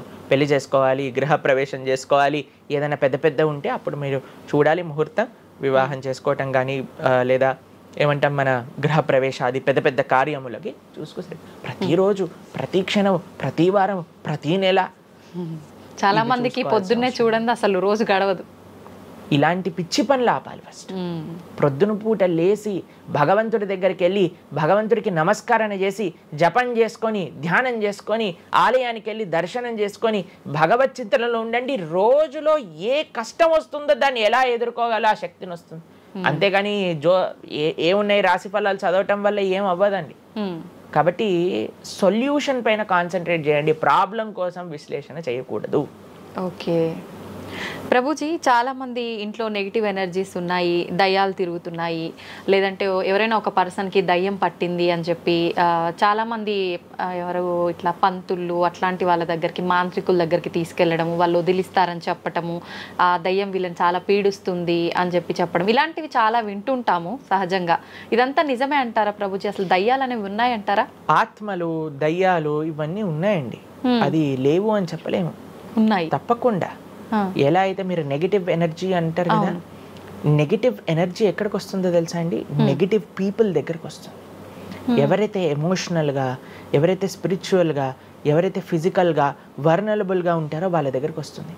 ఎవరైతే ఇంట్లో భగవద్ ఆరాధన ఉండదో, పూజ రూమ్లో ఏమీ లేకుండా చాలామంది, ఇప్పుడు మాకు చాలా విచిత్రం అనిపిస్తుంది కొన్నిసార్లు, మాకు ఈ ఇంటర్నెట్లో వీడియో చూసినప్పుడు వీళ్ళు చర్చ్లో ఉండే వాళ్ళందరూ దయ్యాలను వదిలిస్తూ ఉంటారనమాట. మాకు చాలా ఆశ్చర్యం ఏంటంటే వీళ్ళకే ఎందుకు దయ్యాలు పడుతున్నాయి అని.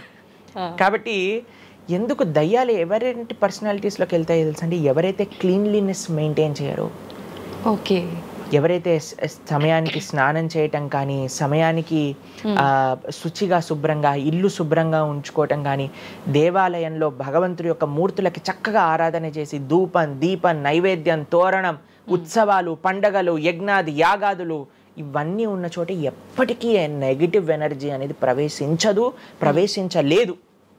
ఓకే. కానీ ఎక్కడైతే జనాలు డిమ్గా, డల్గా, ఎటువంటి వైబ్రెన్స్ లేకుండా, ఎప్పుడు ఎమోషనల్ వర్నలబుల్గా బాధల్లో ఉంటూ, ఏ ఆధ్యాత్మికంగా లేకుండా, ఇల్లంతా గందరగోళంగా చెత్త చెదారంతో, ఎప్పుడైనా సరే ఫ్రెష్ ఫుడ్ కాకుండా స్టేల్ ఫుడ్, బయట సోర్స్ తెలియని ఫుడ్ వాటిని తినటం వల్ల అలాంటి మెంటాలిటీస్, అలాంటి నెగిటివ్ ఎనర్జీ ఈజీగా ఇటువంటి నెగిటివ్ ఎన్వైరన్మెంట్లోకి వచ్చేస్తుంది అనమాట. ఓకే. కానీ ఎప్పుడైతే మనం వైబ్రెంట్గా భగవన్నామ చక్కగా బొట్టు పెట్టుకొని చక్కగా మంచిగా సాంప్రదాయంగా రెడీ అయ్యి, చీర సాంప్రదాయం, మన సాంప్రదాయం మన చీర అండి. భారతీయత మగవాళ్ళైతే ధోతి, కుర్తా, ఇంతకుముందు ఉండేది శిఖ. ఎంత చక్కగా బొట్టు పెట్టుకొని చక్కగా అలంకరణ చేసుకొని ఇంట్లోకి వెళ్ళంగానే అసలు ఆ ధూపం యొక్క సువాసన వచ్చి చక్కగా పసుపచ్చతో మన గడప నుంచి స్టార్ట్ చేస్తే పైన తోరణం, కింద ముగ్గులు. అసలు ఒక సనాతన సాంప్రదాయం, ఒక హిందూ యొక్క ఇంటికి వెళ్తే ఏ దయ్యం అలాంటి ఇంట్లోకి వెళ్ళగలుగుతుంది చెప్పండి? మన సినిమాలలో మీరు చూసి ఉంటారు, దయ్యాలు ఎక్కడుంటాయి? పాతబడ్డ బంగ్లాలలో, ఎక్కడో క్లోజ్ చేసిన గెస్ట్ హౌస్లలో ఉంటాయి, అంతేనా? నిజం ప్రభుజీ. ఏదైనా దేవాలయంలో దయ్యం ఉండటం మీరు చూసారా ఎక్కడైనా?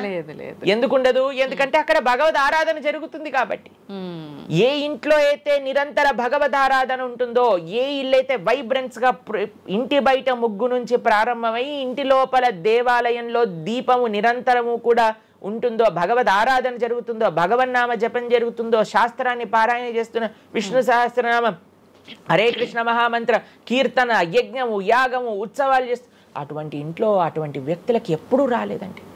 ఎవరైతే తన నుదిటిన తిలకాన్ని అలంకరణ చేసుకొని చక్కగా సాంప్రదాయంగా ఉంటారో, శుచి శుభ్రత పాటిస్తారో, చక్కగా ఆలయానికి వెళ్ళి గోసేవ, చెప్పండి అలాంటి వాళ్ళకి ఎప్పుడైనా ఇలాంటి నెగిటివ్ ఎనర్జీ అటాక్ అవుతుందా అంటే అస్సలు కాదు.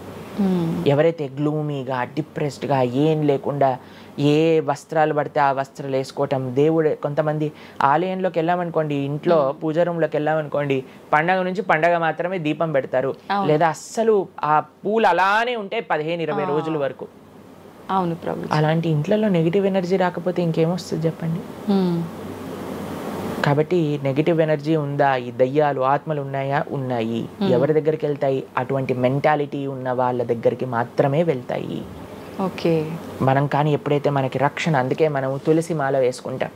తులసి మాల ఇప్పుడు చూడండి, మేము నరసింహ కవచాన్ని ధరించామన్నమాట. ఇవన్నీ నరసింహ ఆరాధన, నరసింహ కవచాన్ని ఎప్పుడైతే మనం చేస్తామో, ఎప్పుడైతే మనం భగవన్నామ స్మరణ చేస్తామో, తులసి మాల ధరించాలి. తులసి మాల చాలా మంది ఇప్పుడు ధరిస్తున్నారు కానీ నియమాలను పాటించట్లేదు. ఏంటి నియమాలు? తులసి మాల వేయాలి అని అంటే మనము భగవత్ ప్రసాదాన్ని మాత్రమే నైవేదన చేసి తీసుకోవాలి, మాంసాహారాన్ని తినకూడదు, ఎల్లిపాయలు ముట్టుకోకూడదు. ఇవన్నీ కూడా నెగిటివ్ థింగ్స్ అన్నమాట, తామసిక రాజసికమైన విషయాలు. కాబట్టి ఇవి చక్కగా ఇవన్నీ మానేసామనుకోండి. తులసిమాల ధరించడం అంటే ఏంటి అంటే చూపిస్తున్నాం అనమాట, మన దగ్గర ఎటువంటి తామసిక రాజసిక ప్రవృత్తులు లేవు, మేము సిద్ధ సాత్విక ప్రవృత్తిలో ఉన్నాం. దయ్యం అక్కడ నుంచి వచ్చింది కూడా యూటర్న్ తీసుకొని వెళ్ళిపోతుంది అనమాట ఇవి చూడంగానే. కాబట్టి అది చాలా ముఖ్యం. ఎప్పుడైతే మన ఆచరణ బాగుంటుందో, ఎప్పుడైతే మనం ధార్మికంగా ఉంటామో, ఎప్పుడైతే భగవద్భక్తులై ఉంటామో, ఏ నెగిటివ్ ఎనర్జీ మనల్ని ఏం చేయలేదు. ఓకే, మొత్తానికి ఉన్నాయి దయ్యాలు, ఉన్నాయి, జాగ్రత్త. మనం మంచిగా భక్తి పరంగా ఉండండి, ధార్మికంగా ఉండండి, చక్కగా ధర్మాచరణ చేయండి, మీకేం భయం లేదు. కానీ ఎక్కడైతే ఇవన్నీ జరగవో అక్కడ ఉంటాయి. అందుకే ఆధ్యాత్మిక మార్గంలో నడవాలి అందరం కూడా. కృతజ్ఞతలు ప్రభుజీ, నిజంగా చాలా మంచి మంచి విషయాలు తెలుసుకుంటున్నాం మీ ద్వారా, ఇంకా ఇంకా తెలుసుకోవాలని కోరుకుంటున్నాం. ధన్యవాదాలు ప్రభుజీ. హరే కృష్ణ. హరే కృష్ణ. మన సనాతన ధర్మం యొక్క విలువలని రోజు రోజుకు ఎంతో మంది పెద్దవాళ్ళు ఇలా ఉండాలి, అలా ఉండాలి, మన ధర్మం ఇది చెప్పింది, మనం ధర్మ మార్గంలో నడవాలంటే ఇవి పాటించాలి అని ఎన్నో రకాల సలహాలు మనకు ఇస్తున్నప్పటికీ అసలు ఆడవాళ్ళ విషయానికి వచ్చేసరికి చాలా రకాల అరాచకాలు అనేవి జరుగుతూనే ఉన్నాయి. మనకు స్వాతంత్రం వచ్చింది, ఆడది అర్ధరాత్రి కూడా తిరిగే అంత స్వాతంత్రం వచ్చింది అని అనుకోవటం వరకే కానీ నిజంగా స్వాతంత్రం అనేది రాలేదని చెప్పాలి. చిన్న చిన్న 6 నెలల పసికందుల పైనుంచి కూడా తీసుకుంటే ప్రతి ఒక్క ఆడదైతే చాలు ఏదైనా చెయ్యొచ్చు అనే ఒక రోజుకి ఇప్పుడు ఆడదాని పరిస్థితిని దిగజారు చేస్తున్నారు. అసలు ఇదంతా ఎందుకు జరుగుతోంది? మన సనాతన ధర్మం యొక్క గొప్పతనాన్ని మర్చిపోబట్టేనా, అసలు ఏంటి అనే విషయాన్ని ప్రస్తుతం మాట్లాడబోతున్నాను ప్రణవానంద ప్రభుజీ గారితో. ఇప్పుడు ప్రభుజీతో మాట్లాడి దానికి సంబంధించిన విషయాలన్నింటినీ క్లియర్గా తెలుసుకుందాం. నమస్తే ప్రభుజీ. నమస్కారం అండి. ప్రభుజీ, మనకు ఎంత స్వాతంత్రం వచ్చినా ఎంతోమంది గొప్పవాళ్ళు మీలాంటి వాళ్ళు ఎన్నో రకాలుగా మంచి మంచి విషయాలు తెలియచేస్తున్నా కూడా ఆడవాళ్ళ విషయానికి వచ్చేసరికి వాళ్ళ పైన జరిగే అఘాయిత్యాలు, అరాచకాలు మాత్రం ఏ రోజు తగ్గట్లేదని చెప్పాలి ప్రభుజీ. గత కొన్ని రోజుల నుంచి చూస్తున్నాం, చిన్న చిన్న పిల్లల నుంచి ఉయ్యాలలో ఉన్న పసికందు పై నుంచి కూడా అత్యాచారం జరిగే విషయాలైతే వింటున్నాం. ప్రస్తుతం చూసుకుంటే ఒక 10 రోజుల నుంచి ఒక విషయం అయితే ఎక్కువగా వింటున్నాం. కోల్కతాలో జూనియర్ డాక్టర్ పైన జరిగిన సంఘటన. అసలు అది మాట్లాడడానికే చాలా బాధాకరమైన విషయం. ఎందుకు ప్రభుజీ ఇలాంటివన్నీ ఎందుకు జరుగుతున్నాయి? ఇంత ఘోరమైన పరిస్థితులు తలెత్తుతున్నప్పుడు భగవంతుడు ఎందుకు అవి ఆపటానికి ప్రయత్నం చేయట్లేదంటారు? మీకు ఒక విషయం చెప్తాను. మీరు అన్నారు మీలాంటి వాళ్ళు ఇన్ని విషయాలు చెప్తున్నా సరే ఎందుకు ఈ సమాజం మారట్లేదు అని. మేము ఇన్ని విషయాలు చెప్తున్నా సరే ఎంతమంది వింటున్నారండి? ఎంతమంది తల్లిదండ్రులు తమ పిల్లల్ని ఒక మంచి మార్గంలో మంచి ఎగ్జాంపుల్స్ చూపించి పెంచుతున్నారండి? ఇప్పుడు ప్రస్తుత సమాజంలో ఎలాంటి సీరియళ్ళు నడుస్తున్నాయి, ఎలాంటి సినిమాలు నడుస్తున్నాయి మీకు తెలియదా? స్త్రీని ఒక లేడీని ఎంత ఆబ్జెక్టిఫై చేసి చూపిస్తున్నారు. మనం చూడట్లేదా అండి ఈ ప్రపంచంలో? చూస్తున్నాం. సినిమాలు ఎక్కడైతే స్త్రీలని కొడుతున్నారో, ఎక్కడైతే స్త్రీలని హింసిస్తున్నారో అటువంటివన్నీ సూపర్ డూపర్ హిట్ అయిపోయి 100 రోజులు నడిచిపోయి అందరూ ఎగబడి అలాంటి సినిమాలకు వెళ్ళి చూసేస్తున్నారు కదా. మరి అలాంటి విషయాలను ప్రోత్సహించినప్పుడు మరి ఈ సమాజంలో అలాంటివే కదండి అయ్యేది. మనం ఇంత ప్రార్థన చేస్తూ ఎన్నిసార్లు మనం ఇప్పుడు మిమ్మల్ని మేము ఎలా పిలుస్తాం చెప్పండి? మాతాజీ అని పిలుస్తారు. మాతాజీ అని పిలుస్తాం, అంతేనా?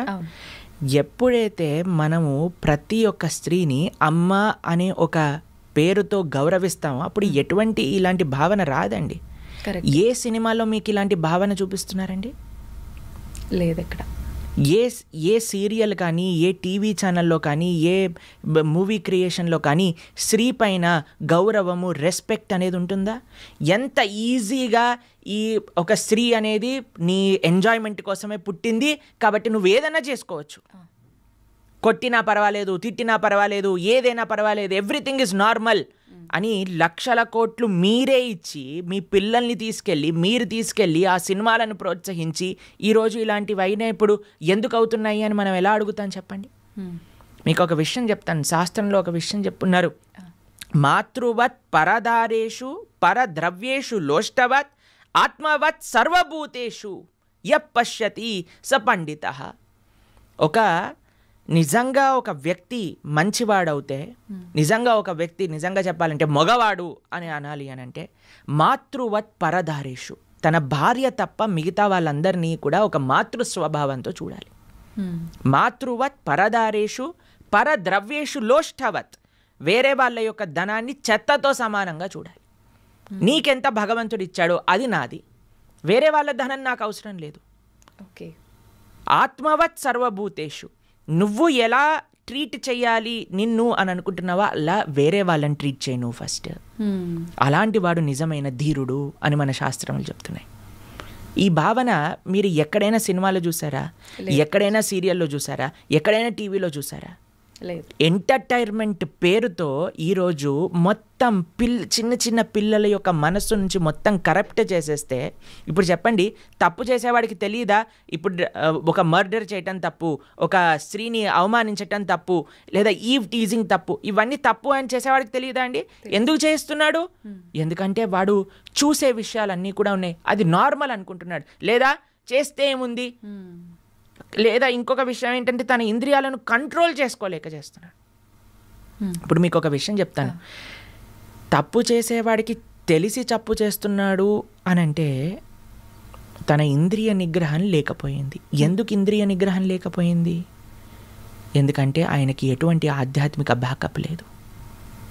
ఓకే. మనం పెంచేది కేవలం సుఖం సుఖం సుఖం. నానా చదువుకో, బాగా చదువుకుంటే ఏమొస్తుంది? సుఖపడతావు. కాబట్టి మనం ఎప్పుడైతే సుఖం సెంట్రిక్గా పెంచుతున్నామో వాడు అనుకుంటాడు ఇది కూడా నాకు సుఖమే కదా. ఒక స్త్రీని అవమానించినందుకు దుర్యోధనుడు తొడలు విడిగి కురుక్షేత్ర యుద్ధంలో పడిపోతే కనీసం చూసేవాడు కూడా లేకపోయాడు. రావణాసుడికి 10 తలలు తెగి కింద పడిపోయాయి. మండోదరి వచ్చి నీ కర్మ వల్ల నువ్వు ఇలా తయారయ్యావురా నీచుడా అని తిట్టింది లాస్ట్కి. అలాంటి పరిస్థితి వస్తుంది. ఎవరైతే రామాయణ భాగవతాలు చెప్పి పెంచుతారో నాన్న ఇలాంటి తప్పులు చేస్తే ఇలా అవుతుంది. మీకు ఒక విషయం చెప్తానండి, ఈ విషయం చాలామంది అంగీకరించకపోవచ్చు.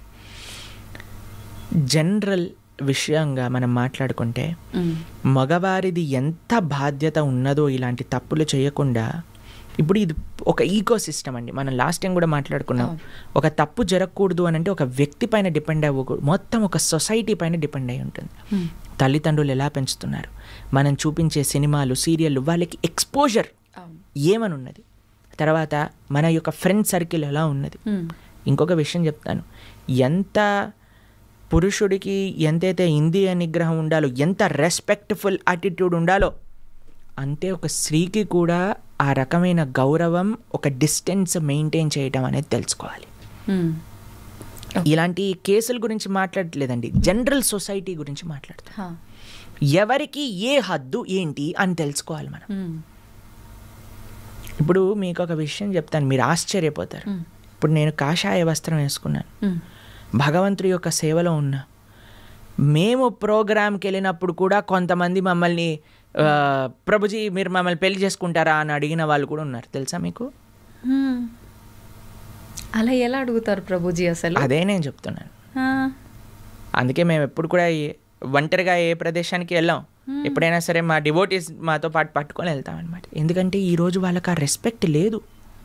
నేను చూశాను స్వయంగా కాబట్టి మీకు చెప్తున్నాను. కాబట్టి మనం చాలా జాగ్రత్తగా ఉండాలండి. అందుకే మేము ఎప్పుడు ఎవరితో ఒంటరిగా ఏ స్త్రీతోటి మాట్లాడాం. మీరు మమ్మల్ని గమనించారనుకోండి, ఎప్పుడు కూడా ప్రతి ఒక్కరిని మాతాజీ అని పిలుస్తాం. కాబట్టి ఆ భావన మాకు నిరంతరం ఉంటుంది. కాబట్టి ఎవరైనా స్త్రీని చూసేసరికి ఒక మాతృభావన మా లోపల కలుగుతుంది అనమాట. ప్రణామం చేస్తాం. కాబట్టి ఇప్పుడు చూడండి, ఒక హద్దును మెయింటైన్ చేస్తాం. కొన్నిసార్లు మాతో ఫోటో దిగాలి అని వచ్చినప్పుడు కూడా మేము వెంటనే పక్కకి జరిగి నమస్కారం చేస్తాం. అవునా కాదా చెప్పండి. అవును ప్రభుజీ. ఎందుకు అనంటే ఆ హద్దు అందరూ మెయింటైన్ చేయాలి. ఒక పురుషుడే కాదు, ఒక స్త్రీ. ఏ విధంగా అంటే మన యొక్క వస్త్రధారణ ఎలా ఉన్నది, మనం ఎంత క్యాజువల్ అయిపోతున్నాము, ఎంత డిస్టెన్స్ చేస్తున్నాము అనేది చాలా ముఖ్యంగా చూడాలండి. కాబట్టి మీరు ఒక ఏమంటాం, ఒక పెనం పైన, కాలుతున్న పెనం పైన వెన్న వేశారనుకోండి, కరుగుతుందా లేదా చెప్పండి. ఏయ్ నేను కాలుతాను కానీ నువ్వు కరగద్దు అని అంటారా? వెన్న ఆగగలుగుతుందా అండి? సాధ్యపడదు. కాబట్టి మనం ఈ హద్దును మెయింటైన్ చేయాలి. ఒక స్త్రీ అందుకే మన సనాతన ధర్మం is a very beautiful society అండి. ఎలా స్త్రీలు ఎలా ఉండాలి, పురుషులు ఎలా ఉండాలి, నీ యొక్క బాధ్యత ఏంటి, నీ యొక్క బాధ్యత ఏంటి, ప్రతి ఒక్కళ్ళకి వాళ్ళ వాళ్ళ బాధ్యతలు చెప్పారండి. రాముడు ఏకపత్ని వ్రతం చేశాడు ఆయన. అలా సీతమ్మ తల్లి అంత పతివ్రత వ్రతం ఆవిడ చేసేది. ప్రతి ఒక్కరికి వ్రతం ఉన్నదండి. పురుషుడికి ఉన్నది, స్త్రీకి ఉన్నది. లేదు పురుషుడు ఒక్కడే చేయాలి, స్త్రీ నేను ఎలా ఉన్నా పర్వాలేదు అని మనం అనకూడదు. అలా అని వాళ్ళు ఏదైనా పర్వాలేదు మనకు బానిసలు అని వీడు అనుకున్నాడు అనుకోండి, పరమ చండాలమైన ఆలోచన అది. కాబట్టి ఈ సొసైటీ మారాలి అని అంటే దేని వల్ల మారుతుంది అని అంటే మనం దేన్ని ప్రోత్సహిస్తున్నాం, దేన్ని చూపిస్తున్నాం, దేన్ని వినిపిస్తున్నాం.